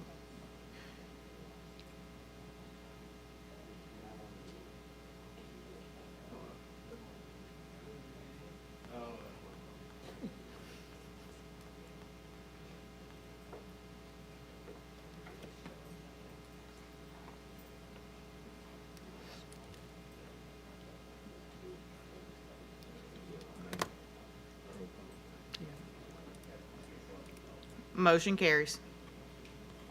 Thank you. Congratulations to the Capitol High family.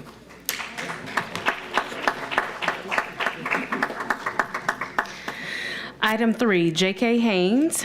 Consideration of a request to accept the superintendent's recommendations regarding J.K. Haynes School. Such recommendation to begin in the 2023-2024 school year and to include Alphabet A, setting a grade configuration for pre-kindergarten through 12. Alphabet B, creating a focused choice school program for a teacher academy in partnership with the Louisiana State University and Southern University. Additional contractual documents to be approved by the board. Alphabet C, authorizing staff to apply for a site code with the Louisiana Department of Education. Alphabet D, authorizing staff to enroll any students currently enrolled in J.K. Haynes Charter School. And Alphabet E, authorizing the location of J.K. Haynes School at its current site. Okay, is there a motion from the board? Okay. It has been moved by President Lanus and seconded by Mr. Gode. And is there a presentation for this particular item? Okay, thank you. Ms. Porter.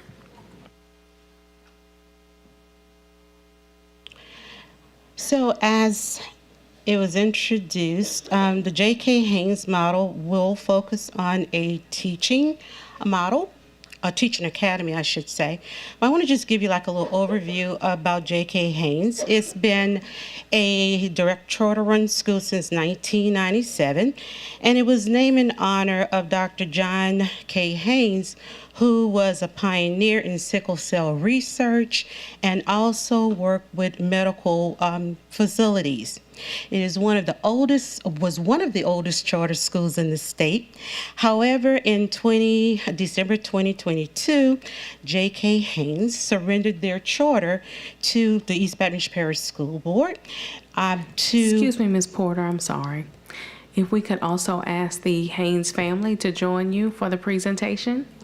Yes. Yes. Yes. Thank you. Okay.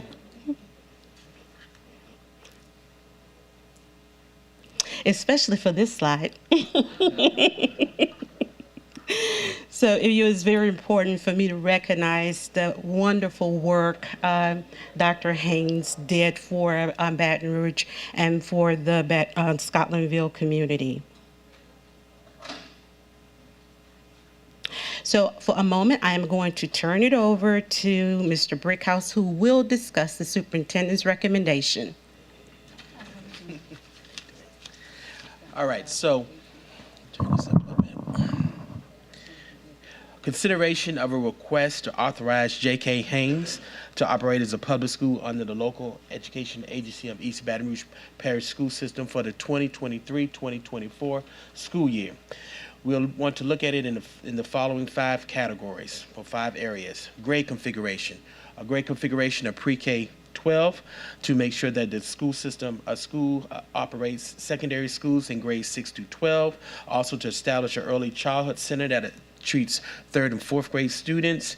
Also maintain the current configuration to support the continuing programming for the community learners that are already in J.K. Haynes. In addition, number 2, looking at programming to operate a teacher training program in partnership with Louisiana State University and Southern University, as well as I stated earlier, to operate an early childhood center serving pre-K students, pre-K age students. Also to look at in area 3, to site code authorization request, a request to reopen the J.K. Haynes site code as a district-run non-charter school.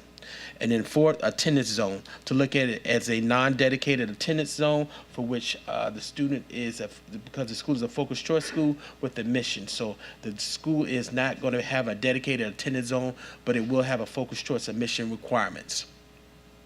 And finally, the location. The school will remain at the current location of 8600 Elm Grove Garden Drive in Baton Rouge, Louisiana. Thank you, Mr. Brickhouse. So at this time, the Haynes family will come to the microphone.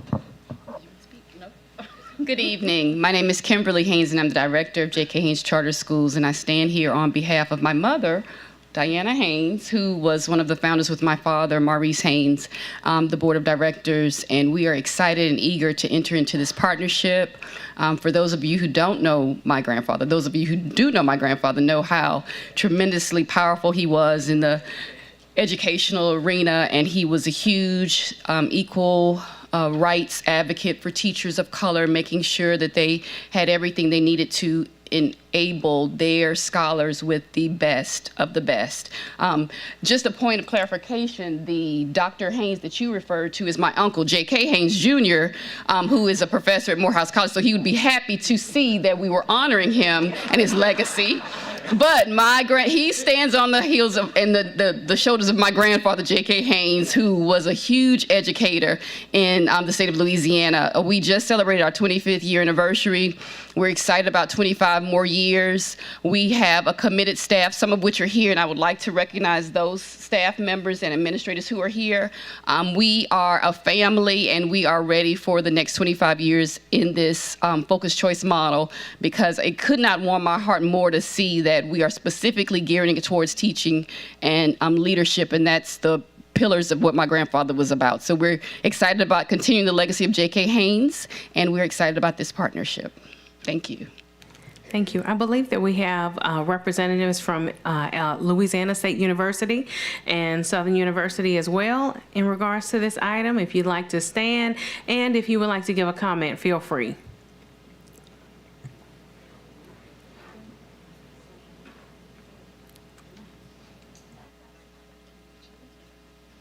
Good afternoon, everyone. I'm Eugene Kennedy. I'm a professor in the School of Education at LSU, and associate dean for the college. And I just wanted to tell you that we are extremely excited about this partnership. My colleagues and I look forward to working with you and certainly working with this family to make the school everything it needs to be. Thank you. Thank you.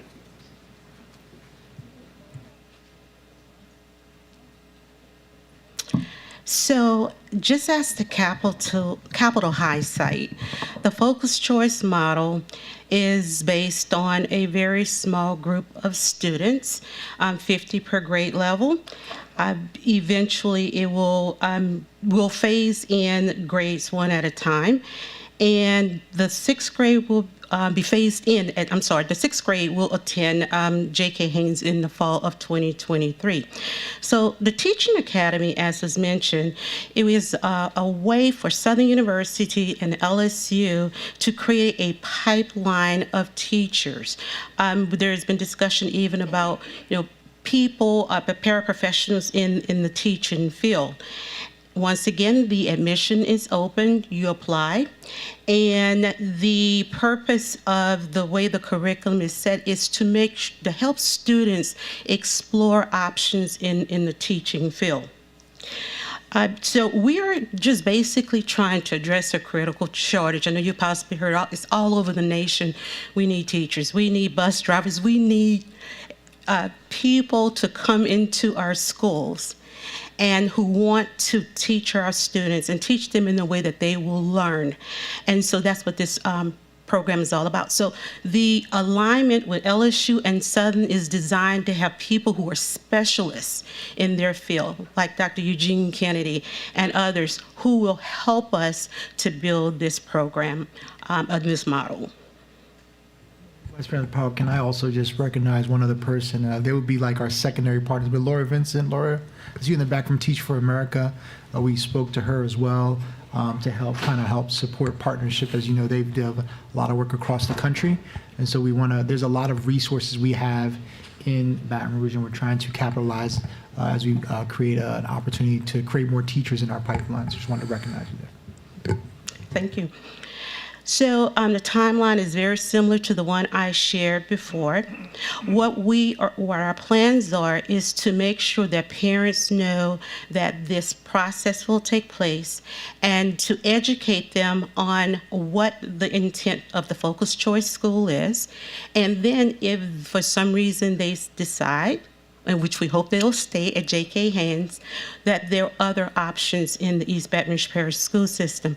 One thing I failed to mention is because spreading your footprints when you are implementing a new program is very important. So we have plans to launch a Focus Fest. And I know it sounds like something in the fall, but we'll have this plan in May in an area where we can promote the focused choice model and to help parents understand that this is a choice option that their children may be interested in. And the last thing is that this camp will be focused on teaching and learning. So once again, exploratory, once again, to get students acclimated to what the program is going to be about and the expectations thereof. Eric Johnson will discuss the current student population. Good evening again. Okay, so J.K. Haynes doesn't have an attendance zone. It's a charter school that pulls from all over. So the first piece of data that I provided here shows the number of students in each of the attendance zones. And as you can see, they come from all over the parish to attend this school.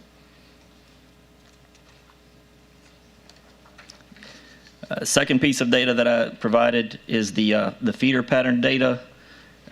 In total, there are currently 780 students choosing to leave the Scotlandville feeder patterns family of schools to attend other schools throughout the district. So we're hoping that this focused choice will help keep some of those kids a little bit closer to home and giving them another opportunity instead of having to travel across town to get. So another good choice.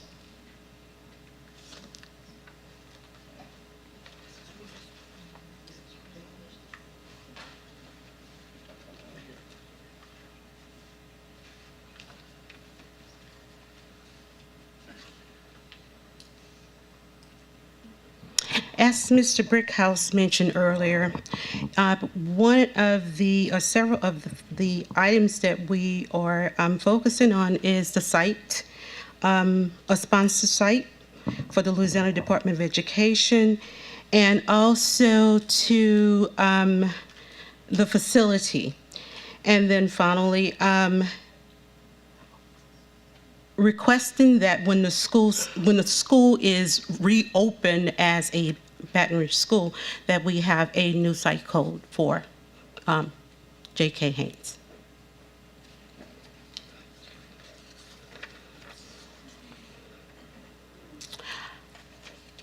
Ready for questions if there are any. Thank you, Ms. Porter. So we will continue with our comments from our board and possibly questions.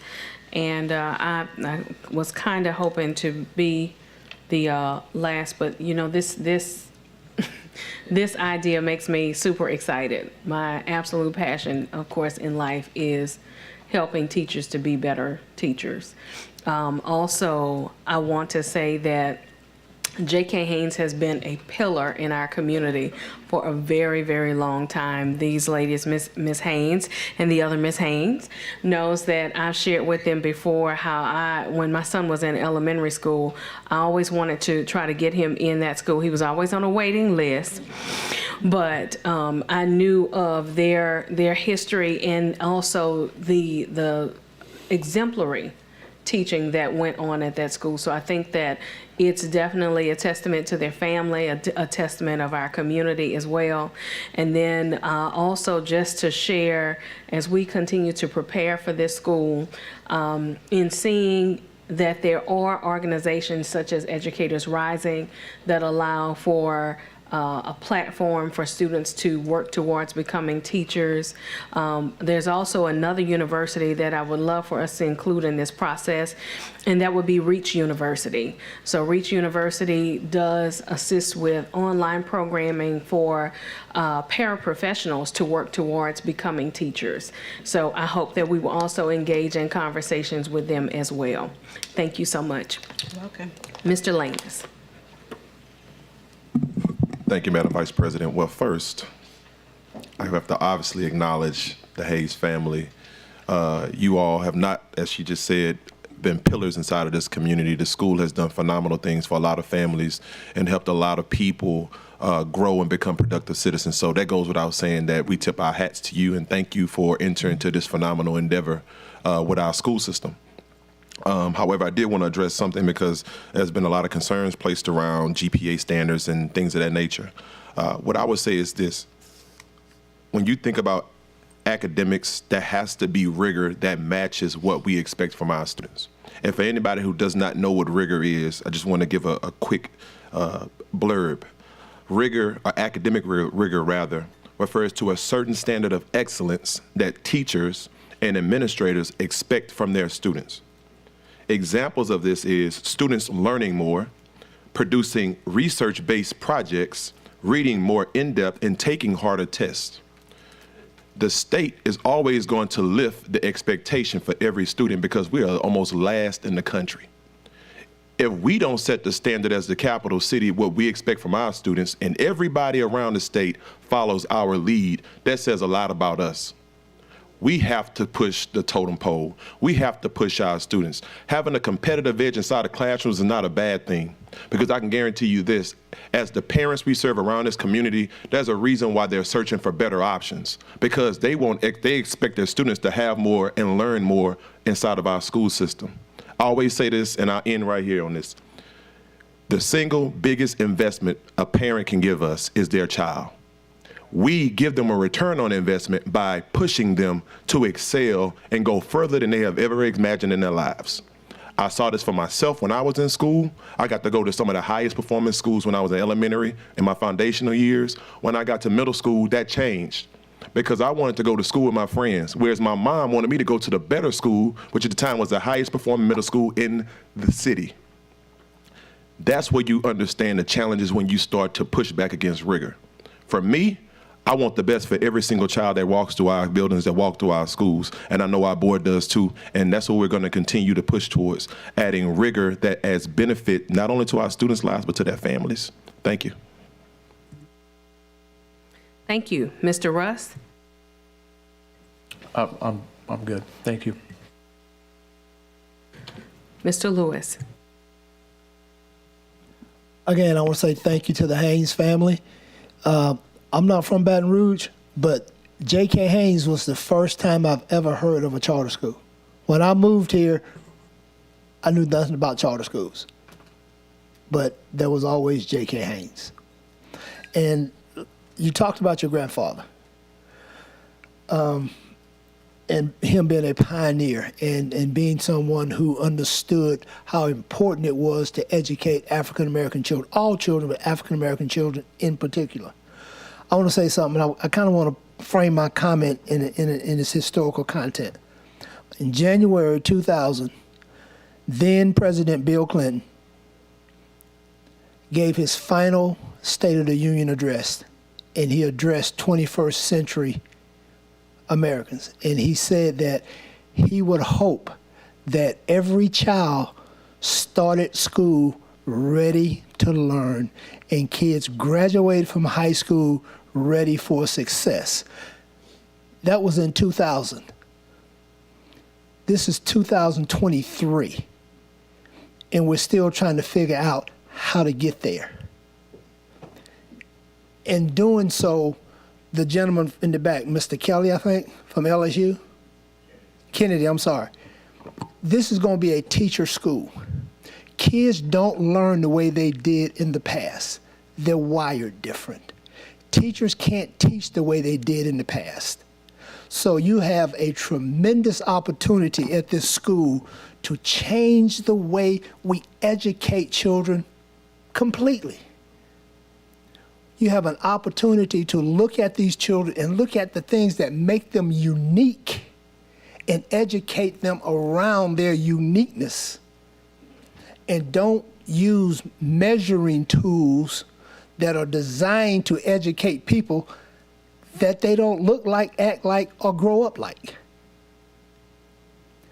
This is a wonderful opportunity for this city and for every child who enters J.K. Haynes, the new J.K. Haynes, whether they're black, white, English learners, it doesn't matter. We have a great opportunity to do something great in a building named after a man who saw greatness.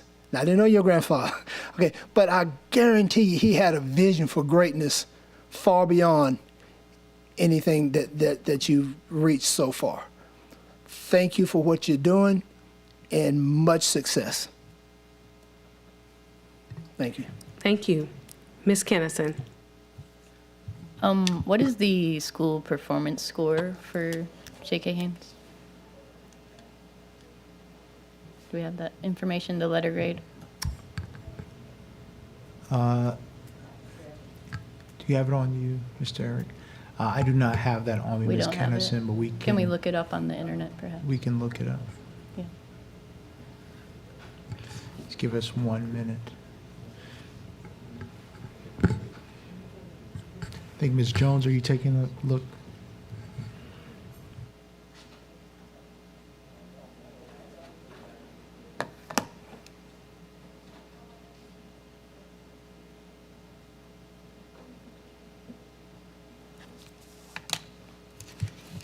And are you asking for the SPS or the letter grade? One coordinates with the other, right? Both then. Okay.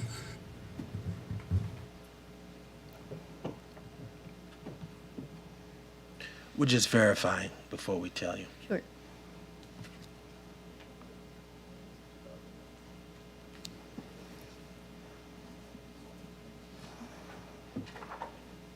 Perhaps the last 3 years, if we're looking at several years. Let's look at the last 3.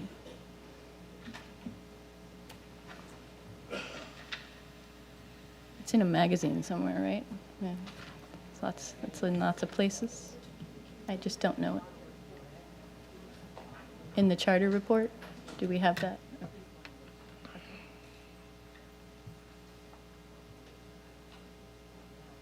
I can tell you this in the interim. In 2018, 2019, it was a D. I know following that, we had COVID, so that would have been a blanketed score, and it would have carried over, and that would have been another D. This next year, we did simulated scores, right? And that wouldn't have counted anyways, but I can't tell you what it is for this year. And let's just look at this year. All right.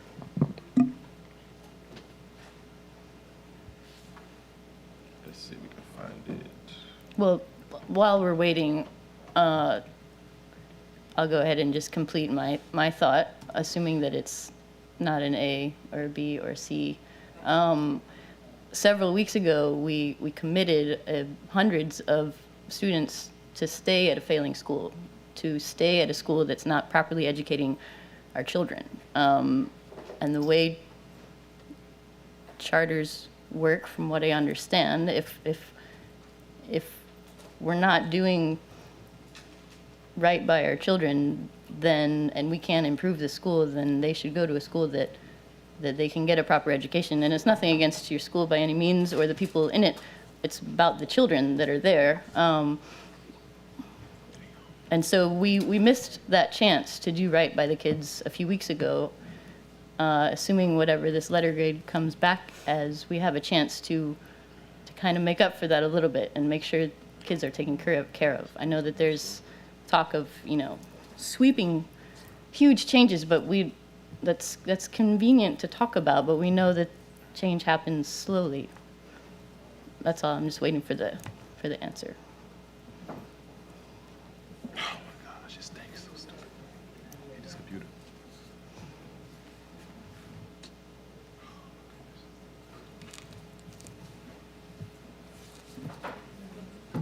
I'm seeing an F. Is that correct? It's an F? Okay. It's an F. Let's keep that in mind. Thank you. Thank you, Ms. Kennison. Any additional comments from the board? Okay, Mr. Gode. Yeah, I just want to make sure everyone's clear. The school that the history we've just been talking about is a charter school. That charter school has turned in its charter, and we will be reconstituting that school using the same name but with a totally different site code, with totally different programming, and I'm praying that we're going to have totally different results.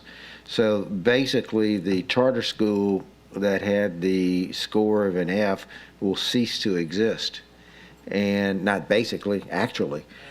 And then a school carrying, and we're going to still have to go through the process of naming the school. Of course, I know what the answer is going to come out to be, but that school is starting brand new, starting all over again. And so the main reason we're doing this is, A, we needed to do something with a school that was in trouble. But then B, we continually get hit about what are you doing about teacher shortage. And this is one of the few things that we really can do about trying to do the work on the teacher shortage by encouraging more people and making it easier for people to go into the teaching profession. And more importantly, like my colleague Mr. Lewis talked about, just exposing them to the possibilities of a career as an educator.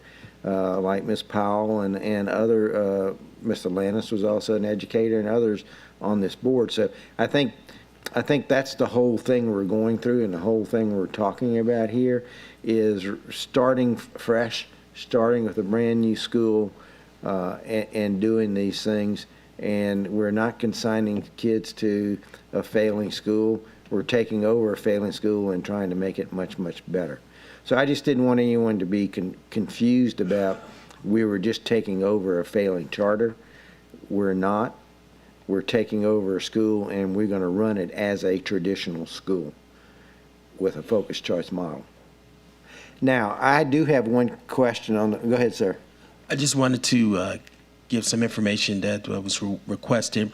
The current SPS grade is a F.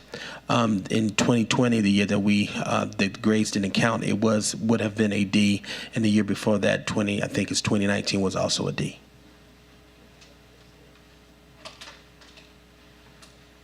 I lost my train of thought. It's heckling. My question is, as we do these schools, and particularly the elementary schools, I know the advisory board will be coming back with recommendations, but typically, and I'm not saying this is what's going to be here, but typically the elementary schools have not had retention components to it, and the retention components really kick in around 7th grade or 6th grade or something like that. So I don't want anyone to think that we're making a 3rd grader sit there and say, hey, you got to make this grade if you want to stay in this school. So I don't want that to get into the conversation in any way, shape, or form. If I could just add to what you said, Board Member Gooday, you're exactly right. Not only reconstituting, but also remember that the difference in the model also is the partnership with education directly with the LSU School of Education, Southern University School of Education, other partners that will help work through the entire teaching design. The key difference in these models is the programming. I know we talk a lot about the grades and those things, but when you look at the type of programming that happens in school, it makes a major difference on how children are performing. I will go back and use the Park Elementary. When I remember we took Park and people said, oh, Park's not going to do good. Well, the programming and the education has changed. That's why that progress has happened. When you look at all of the schools that have made that, what's happening in those classrooms and the shifts and additional supports make a tremendous difference. And so I would share with the public, it is no different in terms of that support structure with the learning that happens. And we do appreciate I remember when we started having our conversation with the Haynes family, we did have conversations about how do we make it better and how do we partner with that and how do we work with the teachers and the leaders there. And so I just wanted to say, a part of this work is not in a sum of all zeros in schools. It's about continuous improvement and how the partnership. We have tremendous schools where with the right partners, the right development, the right supports, they do well. And that has been very clear when you look at many of our schools that have succeeded in our portfolio of set of schools. And our job is to raise that quality for every school in the entire system, regardless of who they are. And I think that we are on the right track for that. So I just wanted to share that. And I want to also thank the Haynes family because when we started to have this conversation, one of the things we were clear about was wanting to make sure that school not only does well in terms of the teaching that happens in the school, but also the quality. I mean, we do need teachers, but we also need to be able to continue to build the progress in our system. Thank you. Mr. Martin. Thank you, Madam Vice President. I support this program. I'm glad that we have an opportunity to continue the name of J.K. Haynes. He's obviously a very important person who had a great vision, and I'm glad we can continue to honor that. I do want to note for the record that even though this has got some involvement with LSU, it's got nothing to do with my office or my agency within LSU. So I don't believe that I'm required under the Ethics Code to recuse myself from this particular vote, although I will be recusing myself from a later vote today. So thank you. Thank you. Okay, comments from the public. Ms. Corley.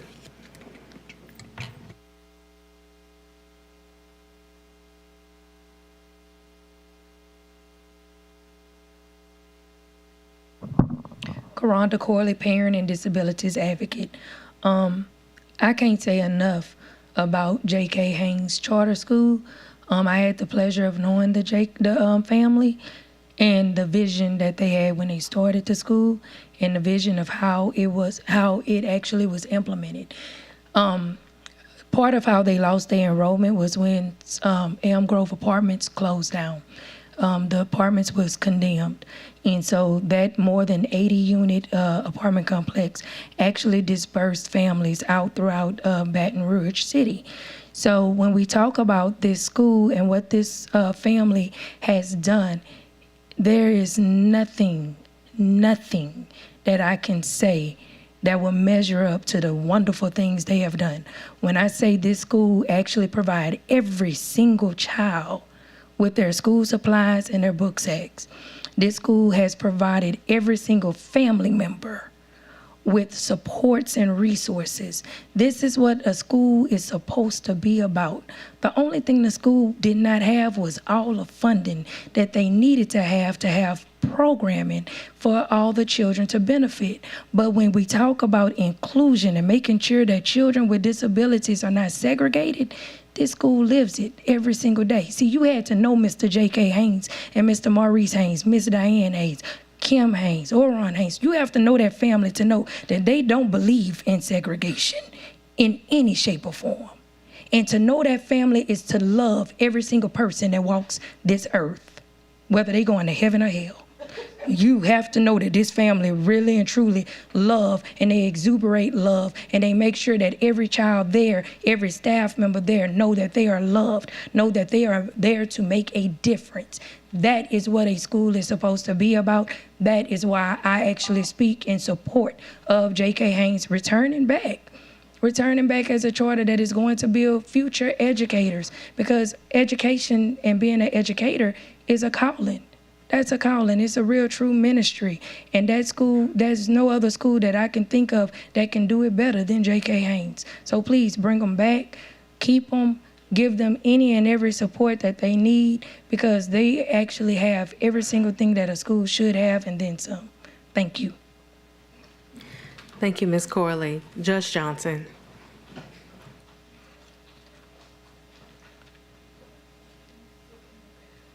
Okay. Pamela Taylor Johnson, and thank you for an opportunity to speak here. J.K. Haynes, I just have to shout to the mountaintop. J.K. Haynes was an educator among educators. He was not only just an educator, but also he was a teacher advocate. He believed in advocating for teachers and advocating for children, not just black children, brown children, all teachers. That's who J.K. Haynes was. And I just am so grateful that I got an opportunity to sit at his feet and learn from him, and even be his lawyer, represent him in different situations. And the highest honor that I think we can do in this state is to name a school that would be a feeder for a teacher education program, and at a charter school, and me and charters, okay? But that charter school was a real, what we call real charter schools. It was nothing entrepreneurial about it. It was about educating children in a different method, a different process, by taking the whole child, which included, holistically, which included that family, and doing what you do. It's been said by Ms. Corley, it was a matter of resources. And that's what it is now. If you bothered to take a visit over there and see what they're doing with those children, with what they have over there, it's most amazing. So with this process, and with EBR, becoming a part of EBR, prayerfully, that would include improving facilities. Prayerfully, it will. But the teacher education program, let me tell you, that when you talk about an educator, you're talking about the good old days, and we're not talking about the mega good old days. I'm talking about the real deal, where you had people who were interested in educating children regardless of where they were. So to have a program for this parish named for J.K. Haynes, hallelujah. And thank you very much. And I pray that you all vote to this. And you know, my school board member, with you recusing yourself, I hope it doesn't defeat the vote, because I see that Shoshone just left. Thank you. Okay. Seeing no other comments from the public, returning to comments from the board. And as of right now, my name is in the queue. So I just wanted to share, number one, sometimes we have to realize that within our communities that an SPS score cannot be the only reason why we visit or revisit the need for a school. When I mentioned that I wanted my son to attend J.K. Haynes, it was because I had seen the reading level of the students be amazing in the fact that they could read and comprehend at higher levels than other schools around me. They were also offering services like cursive writing that did not exist in other places. And I went on a search for that, like I said, as my child was on the wait list. But those are just two facets of why they were such an amazing school, even if they were a D, even if they were an F. My question is, I don't know why they were. You know, I have not done that level of research. But sometimes those different tenets can also be balanced with soft skills that are needed to help our kids to be successful in the community. If we think about our own selves, elementary, middle, high school, how many of us can say that we did not attend a school that had a low performance score? Yet we're up here. So that's something to think about. The other is, I know that my comment in regards to Capitol High School and the idea of the GPA requirement, for me, there's no reason why a school that is not a magnet school should have a higher retention GPA than a magnet school. So if we're going to request 2.8 or higher as a retention GPA for a focused choice school, then we need to increase the GPA retention score or GPA retention requirements for a magnet school as well. So I just simply wanted to share those two things. I'm still super excited. I keep telling y'all, I'm a teacher at heart. I'm planning to be that until I die. And so the idea of having a school that's devoted to a career path that usually is forgotten, although we're the ones who prepare all the other professions, I am super excited about this opportunity, and I know that the best is yet to come, even for J.K. Haynes. Thank you. Mr. Gode. Yes, thank you. Just a quick question about facilities. I'm not intimately aware of all the details around J.K. Haynes School. Could someone address, is that an EBR site that they're in, or how is the facilities with us taking over a charter school? How does that all work out? So Randy Morales, would you mind coming up? And particularly who owns it today? Good afternoon. Yes, it is an EBR site that we own. They're housing that site at this time, but once we take it back over, then it's ours to update and get it ready for next school year. Okay, that was my only question. I just wanted to make sure we weren't setting ourselves up for purchase of buildings or anything like that. Thank you very much. Any other comments from the board? Okay, we will enter into a vote. Please vote.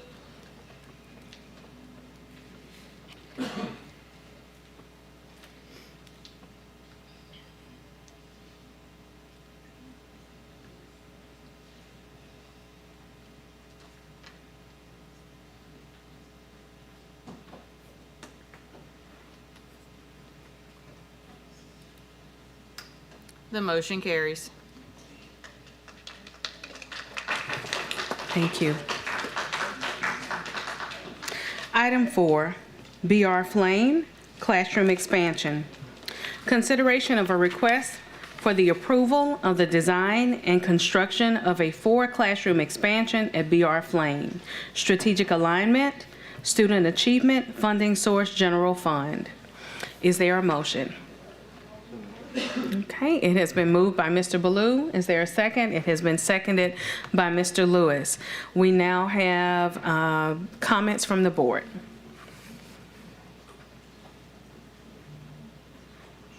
Mr. Gode. Seems like it's my night to make comments. Just a quick question, a couple of quick questions on this. One, I got some questions from a few parents that talked about, were there any public or any parent meetings or anything held regarding this with Dr. Moore, and you can come up, Principal McBride, as well. I'm sorry, Principal McBride, you're the one over BR Flame. Sorry about that, Dr. Moore. Yeah, I was going, wait, Dr. Moore is I'm not. a little tired. I mean, I'd be interested in his opinion, but I don't think he's got the answer. You're BR CVPA, sorry about that. Right, we did have the first meeting with, in conjunction with our PTO meeting, and Dr. Griffin and Ms. Wright and Ms. Aguilar were there. They discussed the program and the pre-K. And we were waiting also because we didn't have the vote till March, so we didn't want to jump the gun on something that we didn't have to offer. So right now, we're going with the additional pre-K classes, and that's what the renovation is going to do. Okay. We had to move some children upstairs so we can have pre-K downstairs. Okay, and on the building side of the pre-K downstairs, pre-K's got some specific requirements. Right. And that's what is that also going to be taken care of in this Right. amount of money?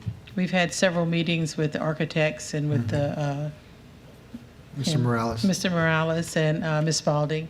And we have one coming up, I think, next week.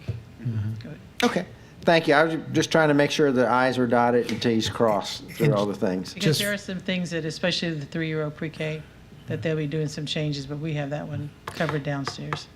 Okay. And Mr. Gode, just for the record, I just wanted to make sure we're public about this. We have been lockstep and key with the school leaders on every step. Is that correct, right. Principal Brown? So we just did not want to get too far ahead. So we Right. had conversations when we would share stuff. Okay, thank you very much. Okay. Yeah, and Mr. Gode, so just for the record, not only did we check with pre-K and their requirements, but also like food service and all those support staffs to say, hey, we're bringing this on. How is this going to impact your department so that way we can serve them? Right, we're going to have to increase our to 2 cafeteria lines and things like that for the number of children's. I guess it is late. Thank you. All right, Mr. Lewis. Short and sweet. If anybody in this city deserves a new building, it's Flame.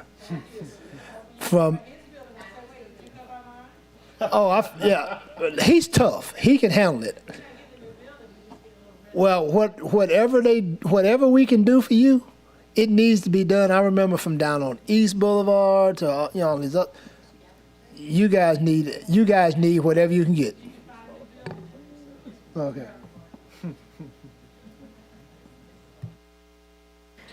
Thank you, Mr. Lewis. Are there any other comments from the board? Ms. Kennison. Did we get other bids for architects? Did we get other bids for the work? Mr. Morales? So, no, this architect's on indefinite delivery, and they'll go off the state fee schedule. The state fee schedule for each individual item, there's a fee schedule? For your professional services for your architect, all your architects get paid the same across the state. I need to become a painter then because Not construction. So the bid. I understand. I'm making a joke. Oh, okay. Yeah, it's $33,000 to paint the space, so I gotta go, guys. I gotta put my paint. Okay, thank you.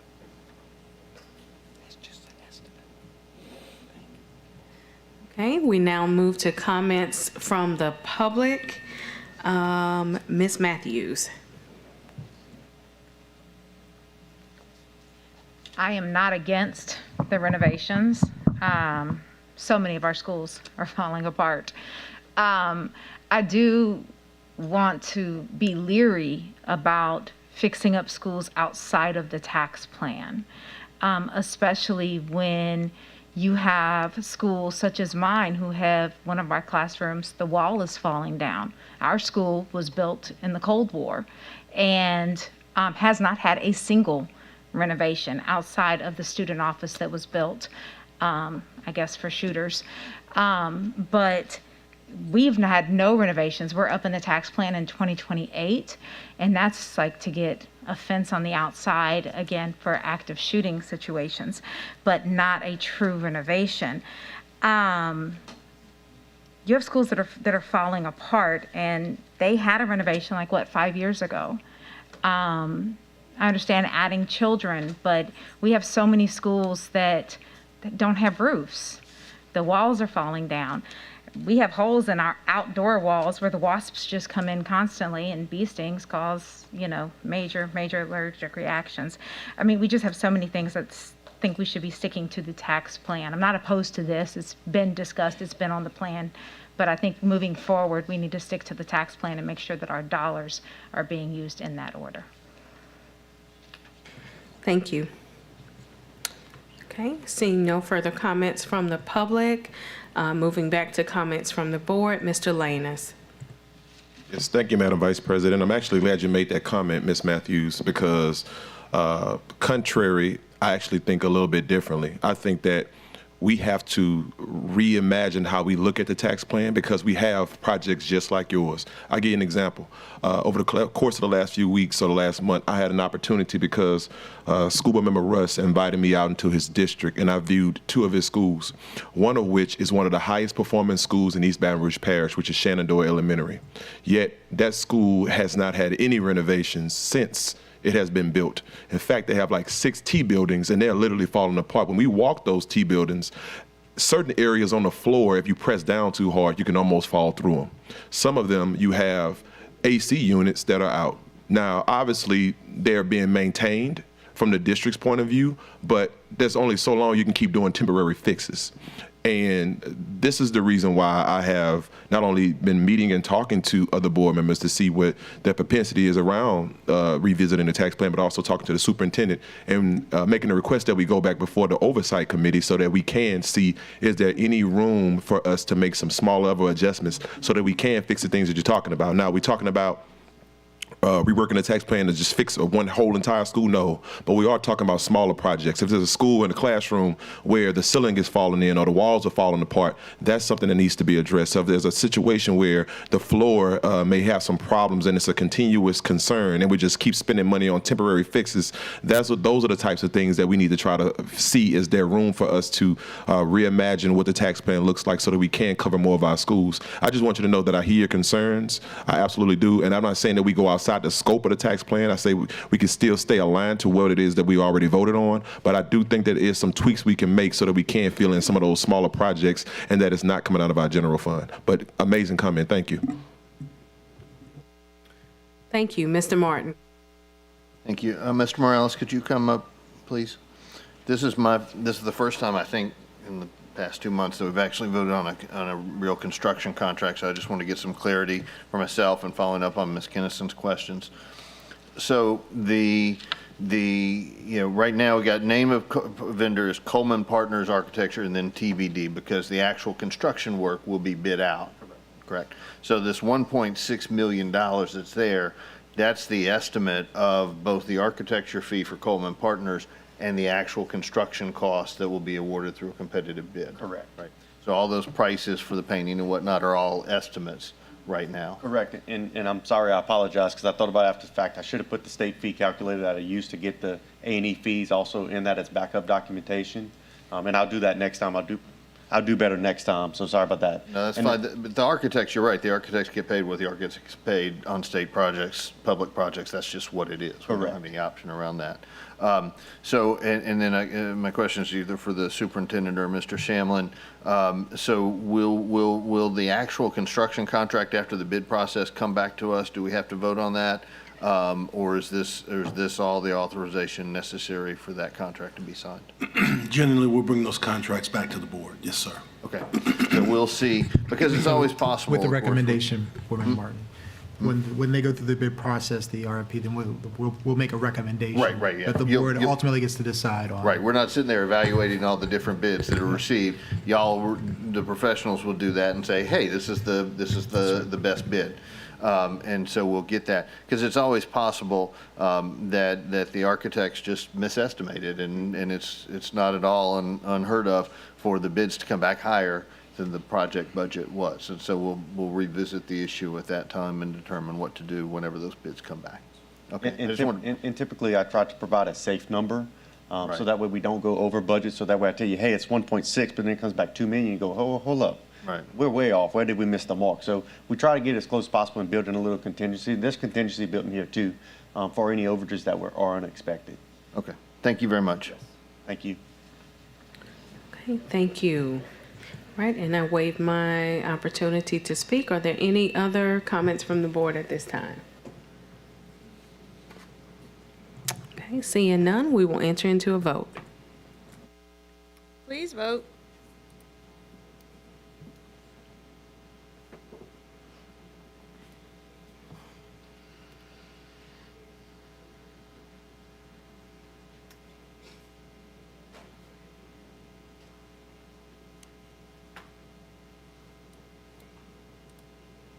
The motion carries.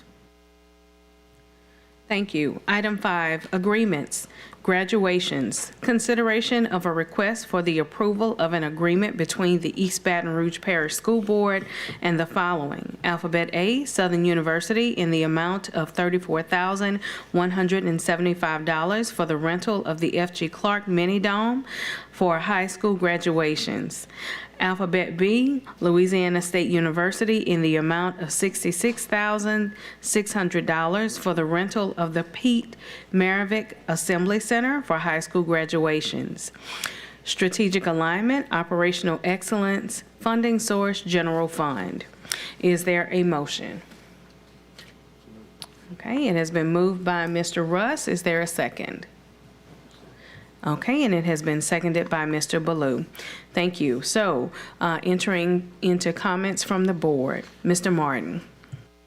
Thank you. I just want to know for the record that I'm not going to participate in this transaction. I'm not going to discuss it or vote on it, and I will also not be participating on the LSU side either. Somebody from my staff will do this because I am in charge at LSU of the facility use agreements that allow outsiders, non-LSU people to use space. So this is right within my office, and so I won't be participating on either side of the deal. Thank you.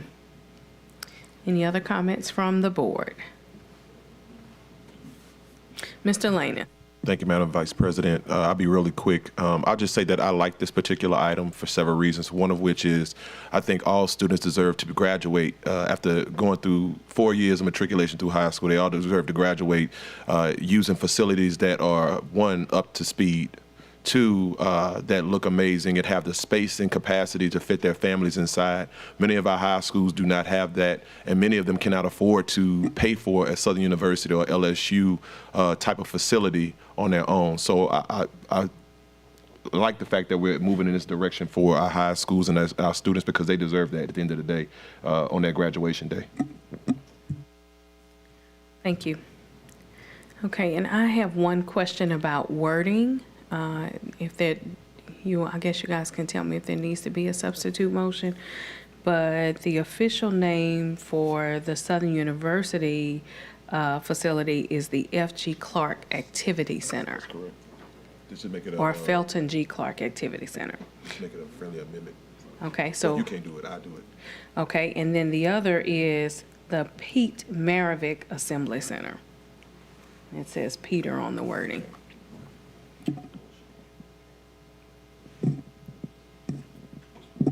Can I offer a friendly amendment to Mr. Nathan Russ and Coach Lewis? I'm sorry, School Board Member Mark Ballou. The friendly amendment would be that we change the wording or language in the consideration or recommended action to F.G. Clark Activity Center and Pete Maravich.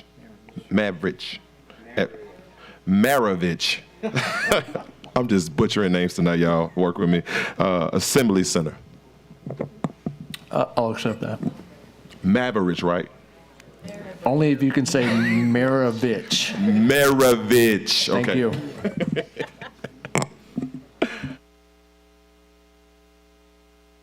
Thank you. Okay, any other comments from the board? Okay, comments from the public. Comments from the public. Ms. Matthews. Y'all missed me for those 3 board meetings. Okay, so I just have one thing that was from parents, mostly of girls, last year. The 9 a.m. graduations. Ladies and their hair and their makeup. Apparently girls don't do their makeup anymore. They have appointments and they go get their makeup done. I do not know anything about this. I don't wear makeup very often. But hair appointments and makeup appointments, the girls were really upset because they had to do their own hair and makeup. So if you could, I know this seems trivial to us, but this is a big deal for these kids who have worked very hard for these graduations. So if we could look into possibly, I don't know if those colleges can work with us to bring that time up from 9 a.m., but if we can look into that and maybe adjust that for these girls to work with them, I think they would really, really appreciate that from us. Thank you. Unless things have changed, Ms. Matthews, yes, they can have evening graduations, and I completely concur with the idea of having to get my hair and makeup done. That's why I look like this today. All right. Okay, and seeing no other comments from the public, we're returning to comments from the board. Seeing none, we will entertain a vote. Please vote.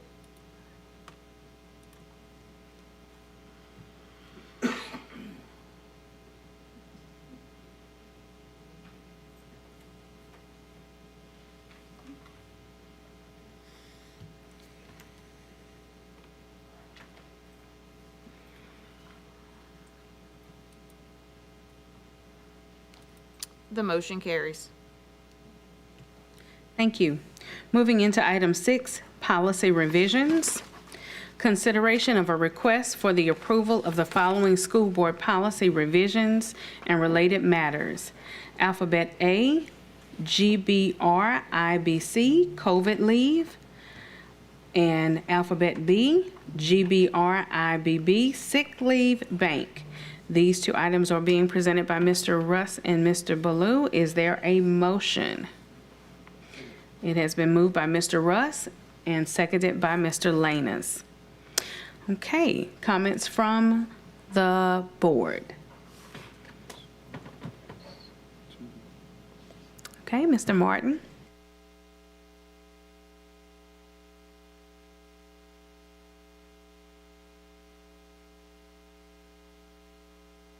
Apologize. I would like to ask a couple of questions of Ms. Hall. Is there going to be a presentation on either of these items from staff, or should I ask my question now? Not one attached. Okay, so there is no presentation attached. Okay. Is there a presentation? Okay. All right. So, Ms. Hall, if I could, on the issue of the sick leave bank, could you explain to us why, kind of the rationale for the policies regarding the use of this special sick leave? And, for example, why can't this be used intermittently? I know the policy says it can't be. And then why does it have to be kind of given back at the end of the year? Could you explain that for us? Hello, everyone. I'm sorry I had to pull the mic up. I'm a little taller than most people. So this is a really cool idea, a sick bank, because things happen, right? Life happens, and it's cool to have, I would say, a savings where you could go to for assistance. So I'm fully supportive of this type of policy. So an intermittent leave, or we call it a reduced leave schedule, that is within the FMLA. So if you change the sick bank policy, you would also have to amend the FMLA policy to reflect the intermittent leave, which is part of the FMLA policy. Am I making sense? I hope I am. Okay, so the FMLA policy, you have to work for 1,250 hours or maybe 12 months within that year to 12 months is within a year, I am tired. 1,250 hours or 12 months, whichever comes first. And this is used for family members or yourself if you're ill. And that is only 20% of your working days. So if you're a 9-month employee, it's 20% that you're able to utilize. If you're a 12-month employee, 20% of that. So it's two separate policies. So if you amend one and you want to include it in the intermittent leave, you would have to amend the intermittent leave policy to make sure that you have the same language on both ends. Does that make sense? Hopefully you could help me, counsel. Thank you. Madam Vice President, as a point of order, at what point is it appropriate for me to ask that we separate these out? Because I have separate feelings about each of them. You can do that now. You could make there's a motion on the floor. Yes. So there would be a substitute motion to bifurcate the item, if you would choose to do that. I'd like to make the substitute motion to bifurcate this item at this time. Okay, so Oh, yeah. No, Is that just okay? make it a substitute. No, it's a substitute motion. So it has been moved by Mr. Martin and seconded by Ms. Kennison that we enter into a substitute motion to bifurcate item 6, separating alphabet A, the COVID leave, from alphabet B, the sick leave bank. Okay, we will now enter into comments from the board. Okay, Mr. Russ, you're still interested in speaking, correct? Is this substitute? This is about the substitute motion? Yes. Then no. Okay, Mr. Lanus? Are you? No, you can take me out. Okay. All right. Any other comments from the board about the substitute motion? Okay. Comments from the public about the substitute motion? Okay. Comments from the board about the substitute motion? Okay, let us enter into a vote in regards to the substitute motion of bifurcating alphabet A from alphabet B for item 6, dealing with COVID leave, separating it from sick leave bank.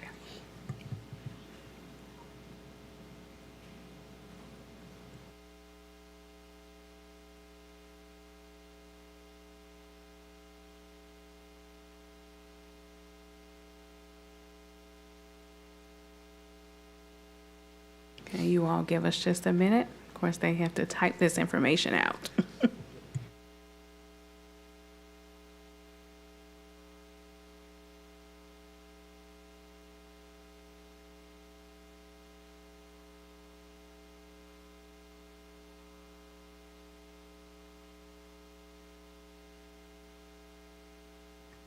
Please vote.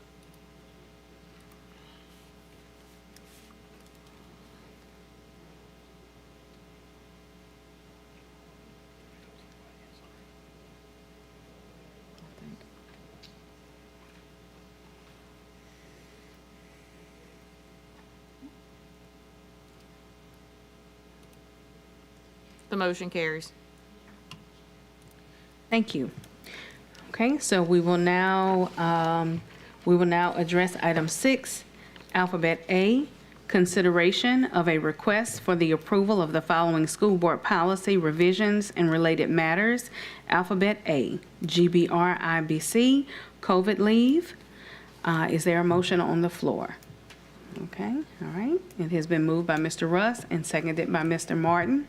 And we will now enter into comments from the board. Mr. Russ.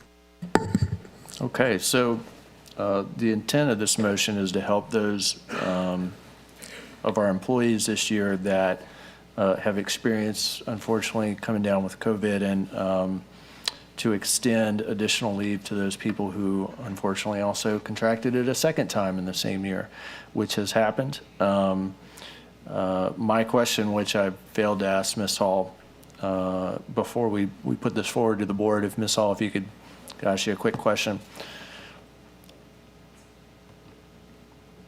Yeah, so those employees who may have already been diagnosed twice with COVID and that has already occurred this year, would this policy be able to compensate them if they, for instance, had to take sick leave? Could they use those COVID days instead? Say if 3 weeks ago they had COVID and had to take leave? Yeah, so it depends on the retroactive date. Okay. So if the board approves on the retroactive date, yes, I'll make it. Is that in our policy that's attached to this? Is that date in the revision?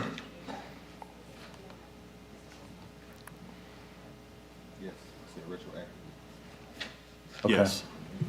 Okay. So yes, that is correct. Thank you. Yes. Just a little more work for us, but we love to take our time. But It is appreciated. yes, of course. Thank you. Are there any additional comments from the board? Okay, comments from the public. Ms. Matthews. Okay, I got confused with Mr. Rust's comment. Which one are we on right now? COVID. Okay. I just want to say thank you so much for bringing this. I have had so many employees, bus drivers and teachers contacting me that have gotten COVID for a second time. I know that we hassled you guys, or the previous board members in August, telling you we were going to need this, we were going to need this, we were going to need this. And Board Member Howard said we could revisit it. Here we are. Thank you so very much. I really appreciate it being retroactive. I know there's going to be a lot of work on you guys, but I really appreciate this because so many people have been out with it. So I really want to thank Mr. Rust for bringing it and Ms. Hall for doing it. And I just wanted to say thank you. Thank you. Okay, seeing no additional comments from the public, we return to comments from the board, and this is simply in regards to the COVID leave, alphabet A of item 6. Okay, seeing none, let us enter into a vote for alphabet A of item 6 regarding COVID leave. Please vote.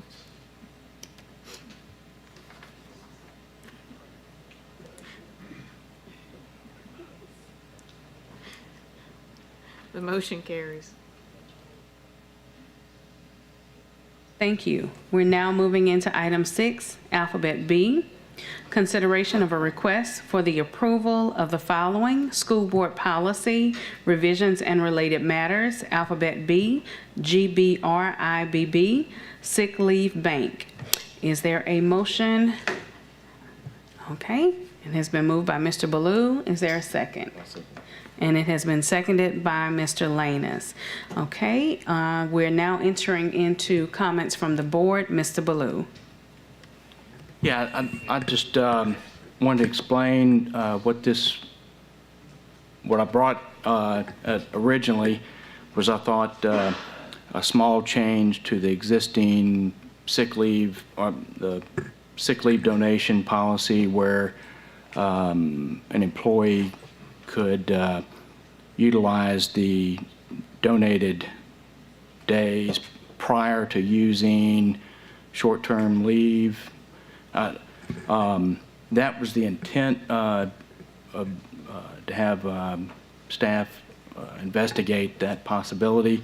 I don't know if this does that or not, but because there's no, I guess my question is, the new policy, is this a brand new policy or is this a change? Because I don't see the changes on there. It looks like almost all new wording. Yes, sir. The document uploaded does have the changes. Normally, the changes are tracked, you can see, and for whatever reason, it didn't take when we uploaded this particular document. My understanding, and I'll let Ms. Hall help me out with this one, but my understanding is that at your request, I believe, the primary change to this policy is to allow for donations to an individual employee versus the sick bank. That was the big change, if I remember the request. There are also a few other changes having to do with, and I'll have to cheat and look at my memo. Intermittent use, I think, was a question that came up in the initial offering of this, which we'll let Ms. Hall address, and that the return of that leave to the sick bank not the individual at the end of the year. And I'll let Ms. Hall speak to it if she wants to say anything additional. Mr. Shalin, you know I love you. So yes, the intermittent leave, you would have to change the policy on both ends to be consistent. So if you would like to include the usage of sick bank in the intermittent leave, you would have to change the policy to make sure on both ends the language is clear. So that is where I stand. I'm not a legal person or a policy person per se, but I would recommend that we change both ends to make sure we're being consistent. Okay, so the only change right now is that it allows the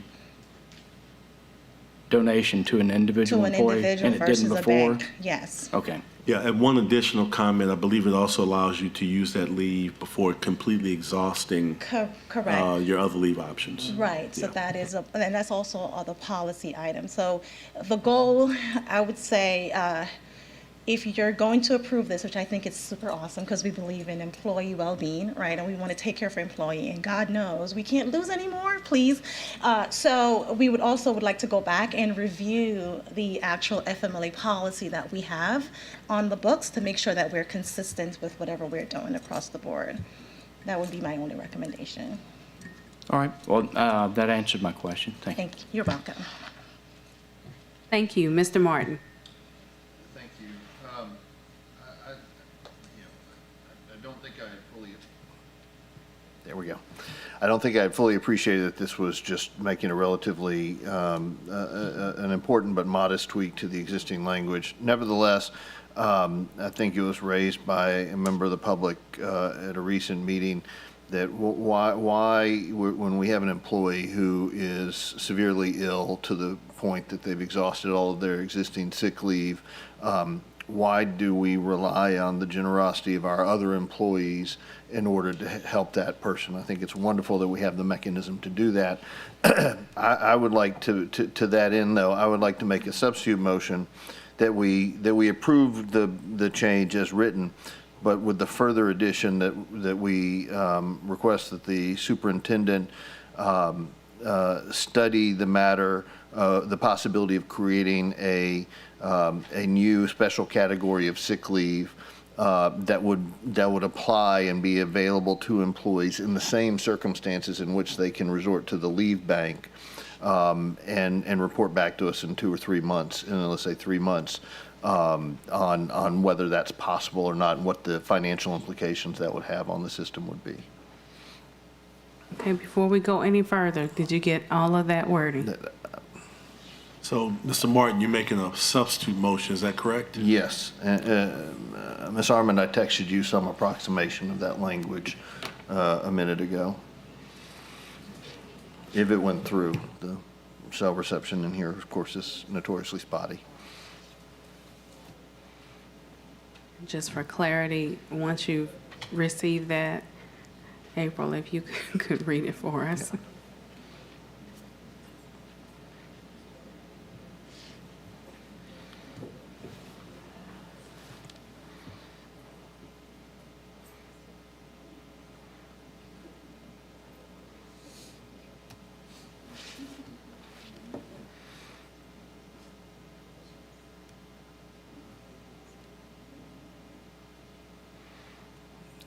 Mr. Shamlin, if you can help me on the fly with the wording, I'd appreciate it. This is what I sent home. Oh, sorry.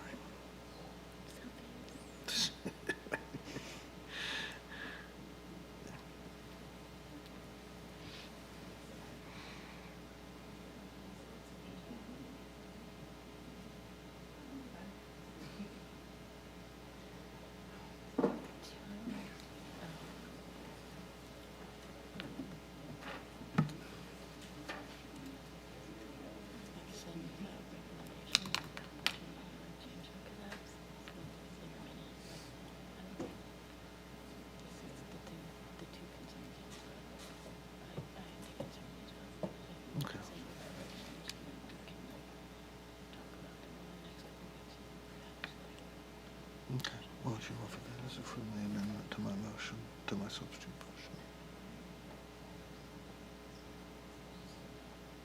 Just to further confuse the staff.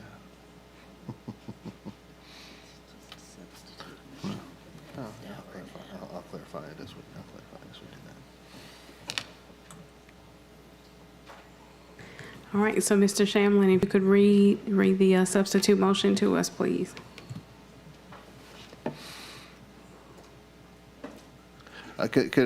Before we do that, could I maybe offer, after talking to my colleague next to me, perhaps it would be simpler if my substitute motion is to refer without recommendation, and then ask the staff to help us come up with an appropriate alternative resolution language for us to consider it in a couple of weeks.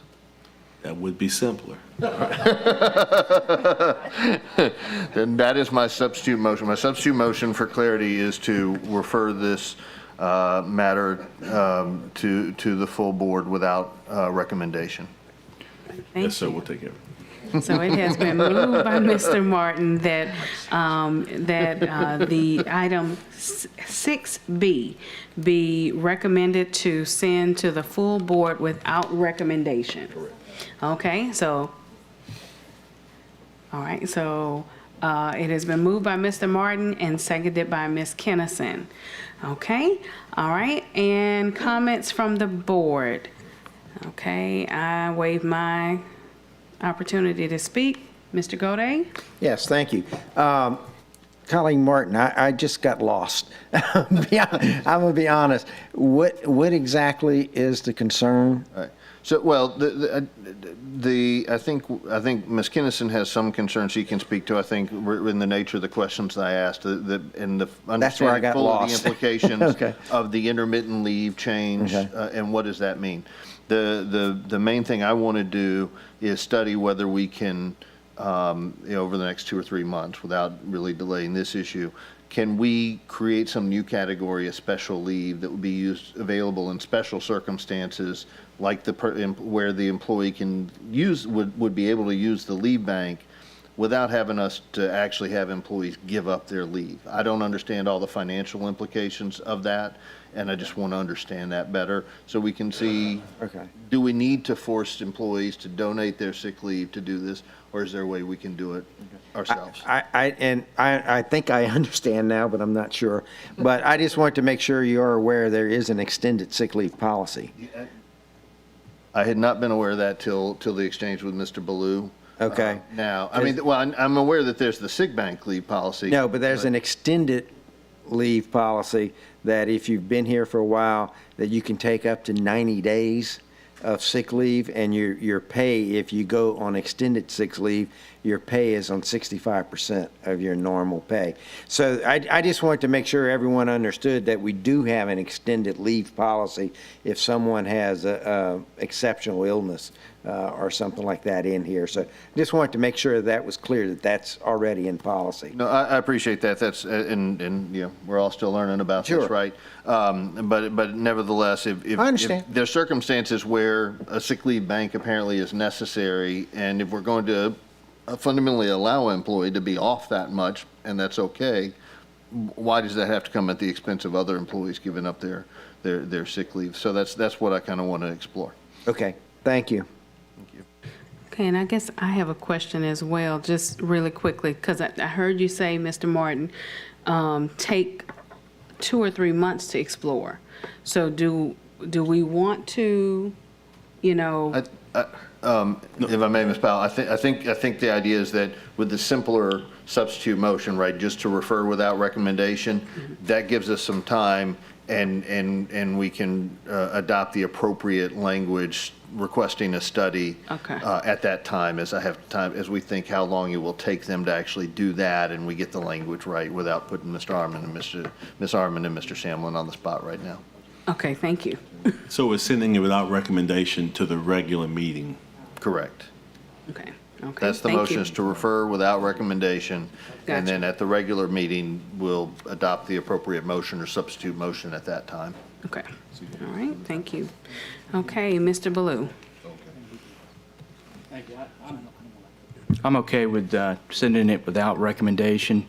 But my comment was just like Mr. Gode said, between now and the board meeting, just comment on what coverages are available to employees for extended sick leave, which I'm aware we already have, but just comment on what coverages for people with serious illnesses have. So, thanks. Thank you. Mr. Lane. I'll just say, first, thank you, Madam Vice President, but I'll just say thank you for the change and thank you for the recommendation because, I'm speaking with the superintendent, being that this could impact the budget and we're going to be talking about the budget over the next few months, we need to also be able to study what those implications will look like. So just want to lift that up. Thank you. Are there any additional comments from the board in regards to the substitute motion to item 6B? Okay, Ms. Kennison? I don't know if it's really about the substituting the motion. Should I wait? That depends on what it's about. I just had a question about the intermittent Yeah. giving of sick days and the language in the FMLA, Ms. Hall, policy. Is that something that we can, is that an EBR policy with FMLA? How difficult would that be to make them match up so intermittent, the giving of sick days for intermittent leave would be possible? The same process. The same process. The same process as we done for the sick bank and the COVID leave. Okay. So if you would like that to be looked at, then we could look at it and come back with a proposal through Mr. Shamlin's office. So that's possible? Okay. Yes. Great, thanks. Yeah, we'd simply bring that policy for amendment as well. Just want to make sure, Board Member Kenneth, are you asking us to look into that, or are you just asking, inquiring? Yes. I just want to make sure we get the action. To be perfectly clear. Well, you didn't think you had enough to do. Okay, are there any additional comments from the board at this time? Okay, comments from the public. Ms. Matthews. I do hope that what all the board members brought up gets taken into account, and hopefully Gwen has a very busy week, week and a half with Ms. Hall. If any of you have questions about what sick leave we have available, I am probably the sickest employee that we have. I've died 5 times. I'm here for you to answer any questions that you guys have. Ask me. I'm at your disposal. I do have a teacher that with this leave, with the way that the leave used to be, the donated days to be able to donate to somebody. There was a teacher who wanted to donate to a single mom who, I don't know if she was pregnant with the 4th child or if she already had 4 kids. I don't know what the situation was, but they wanted to donate to her because she didn't have enough time saved for her maternity leave. And this teacher was I was about to retire and wanted to give them her days. But that teacher hadn't used all of her extended sick leave. So didn't qualify to receive it. So this policy, the way it's being amended, would have really helped her in that time. So I do really think that it doesn't apply to very many people, as far as getting the donated days, but I do think those that it does apply to is really going to help. And so I appreciate your thought and your time and your effort looking into this, and especially those extra little pieces that you guys added tonight. Thank you. Thank you. Seeing no additional comments from the public, we now return to comments from the board. And I have entered my name into the queue, understanding the power of storytelling for myself. And of course, I'm definitely going to keep it brief. As a teacher in East Baton Rouge several years ago, I found myself battling with illness that I didn't know what was going on with my body. And finally, I ended up spending a week in ICU. And when I returned, by the end of the school year, I had exhausted all of my sick leave. And I actually didn't even have any funds left to be able to use for summer pay, and which led to an entire financial issue that ended with a bankruptcy. And so the idea of being able to help our staff and our faculty with this opportunity, however we decide to word it, is wonderful. I wish we had it then. I probably would have a higher credit score than what I have now. So thank you to all who have participated in that process. All right, are there any additional comments from the board? Okay, let us enter into a vote. Please vote.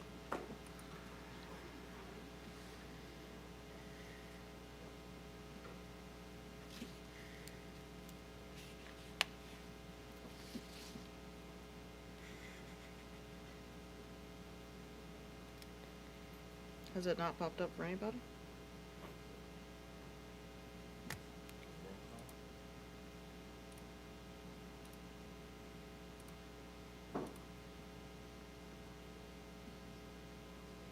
What about now? It's confused.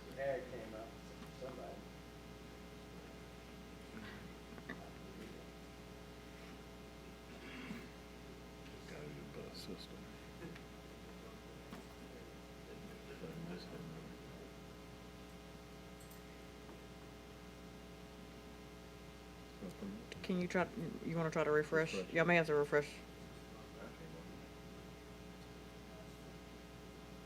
Do y'all want to just do a roll call vote? You good, Madam Vice President? You're okay with me doing a roll call? Okay. District 1, Mr. Blue. Yes. District 2, President Lannis. Yes. District 3, Vice President Powell. Yes. District 5, Mr. Lewis. Yes. District 6, Mr. Russ. Yes. District 7, Mr. Gode. Yes. District 8, Ms. Kennison. Yay. District 9, Mr. Martin. Yes. Motion carries. Thank you. Okay, moving to item 7, resolution, community school model. Consideration of a request for the adoption of a resolution to establish a sustainable community schools model. Ms. Kennison. To read it now? Yes, ma'am. All right. EBR Sustainable Community Schools Resolution, February 2023. Whereas the EBR School District is committed to bringing assets of the East Baton Rouge Parish community, city parish agencies, and nonprofits to bear in the establishment and support of community schools that build strategic partnerships and expand opportunities and resources that increase student success and reduce barriers to learning that impede the academic achievement of our children. And whereas, when coupled with high-quality core instructional programming, community schools are a vehicle for school transformation that can help close the persistent and destructive opportunity gaps in our schools and reverse the growing inequality in our society. And whereas the EBR Parish School District's definition of a community school is a place and a set of strategic partnerships amongst the school and community resources that promote student achievement, family involvement, positive conditions for learning, and the well-being of our families and communities. It maintains a core focus on all children while recognizing that children grow up in families and that families are integral parts of communities. It builds an integrated strategy that enhances academics and student well-being through enrichment, health, and social supports, family engagement, teacher supports, professional development, and youth and community development. Community schools are anchored by a full-time community school coordinator that is specifically assigned to one school. The coordinator's role is to partner with the principal and other administrators, teachers, school staff, parents, school family council, community members, and students to design and implement programs and services at the school that meet the needs of students, their families, and the community. And whereas this integrated strategy will lead to student success, strong families, healthy communities, increased partnership, and a positive return on investment based on the role of the community school coordinator. Now, therefore, be it resolved, although the design of each community school must be tailored to the specific needs and assets of its children, families, and communities, every community school should include the following: School leadership that is committed to the community school model, to seeing it as a strategy parallel to the school's instructional program, including this community school coordinator as integral to its leadership team. Should include a school family council that includes parents, community members, school staff, and youth in substantively and regularly advising the principal and school leadership team about all school matters that impact the well-being of the school's children, including but not limited to the school's non-academic program components and the use of the school building beyond regular school hours.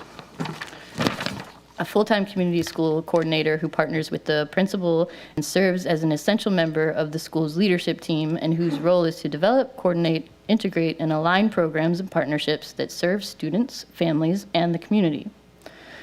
Strategic community partners, community-based organizations, and other partners that are deeply invested in improving student outcomes and integrated into decision-making, coordination, and implementation of the community school strategy. Services, supports, and advocacy programs are informed by a comprehensive needs and assets assessment in the school and in the community. Outcomes, strategies, location of responsibility, and timelines regarding accomplishments shall be reflected in a 3-year, annually updated, rolling strategic action plan. The services, support, and advocacy program should include A, coordinated after-school and summer programs for students, including those most in need, such as those students whose history includes chronic absenteeism, and B, an evidence-based systematic school climate and safety program such as restorative practices and such others that respond to the identified needs of children, families, and the community. C, integrated student supports that support the mental, physical, and emotional needs of students, families, and community members. D, family and community engagement that includes programs and family strengthening activities, workshops, and workforce development. Ongoing professional development for school leadership, all staff, parents, and partners designed to improve the outcomes for the community school's strategic action plan that includes a positive and supportive school climate, effective partnerships, and transformative parent and community engagement. Dedicated space in the school for the community school coordinator, partners, and parents. Systems accessible to the community school coordinator to collect, analyze, and respond to real-time data on student and school indicators such as attendance, achievement, and program participation, as well as workflows for scheduling, programming, and other essential functions that support student success. Community Schools Steering Committee, CSSC, a public body developed to support the vision, policy, and resource alignment for the community schools strategy at the district level. Evaluation of the effectiveness of the community school strategy shall be part of the routine assessment of the school's effectiveness as a whole. I so move. Thank you. It has been moved by Ms. Kennison. Is there a second?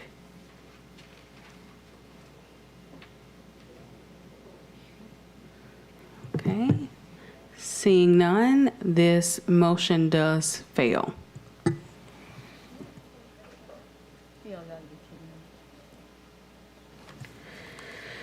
Okay, Alphabet C, next meeting dates, announcements.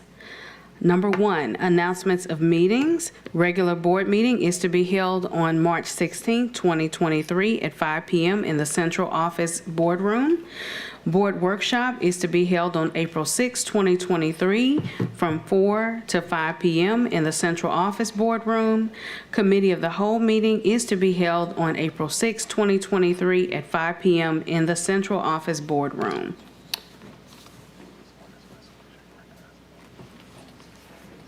Yes. Okay, Dr. Narcisse.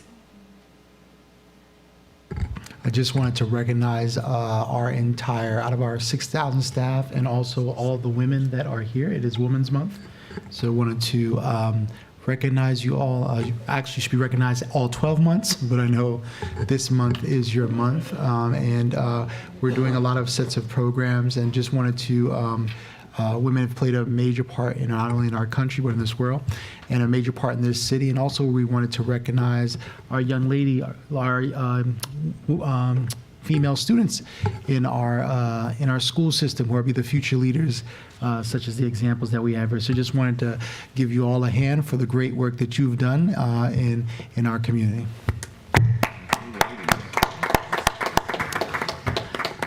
Thank you. Thank you. Meeting adjourned.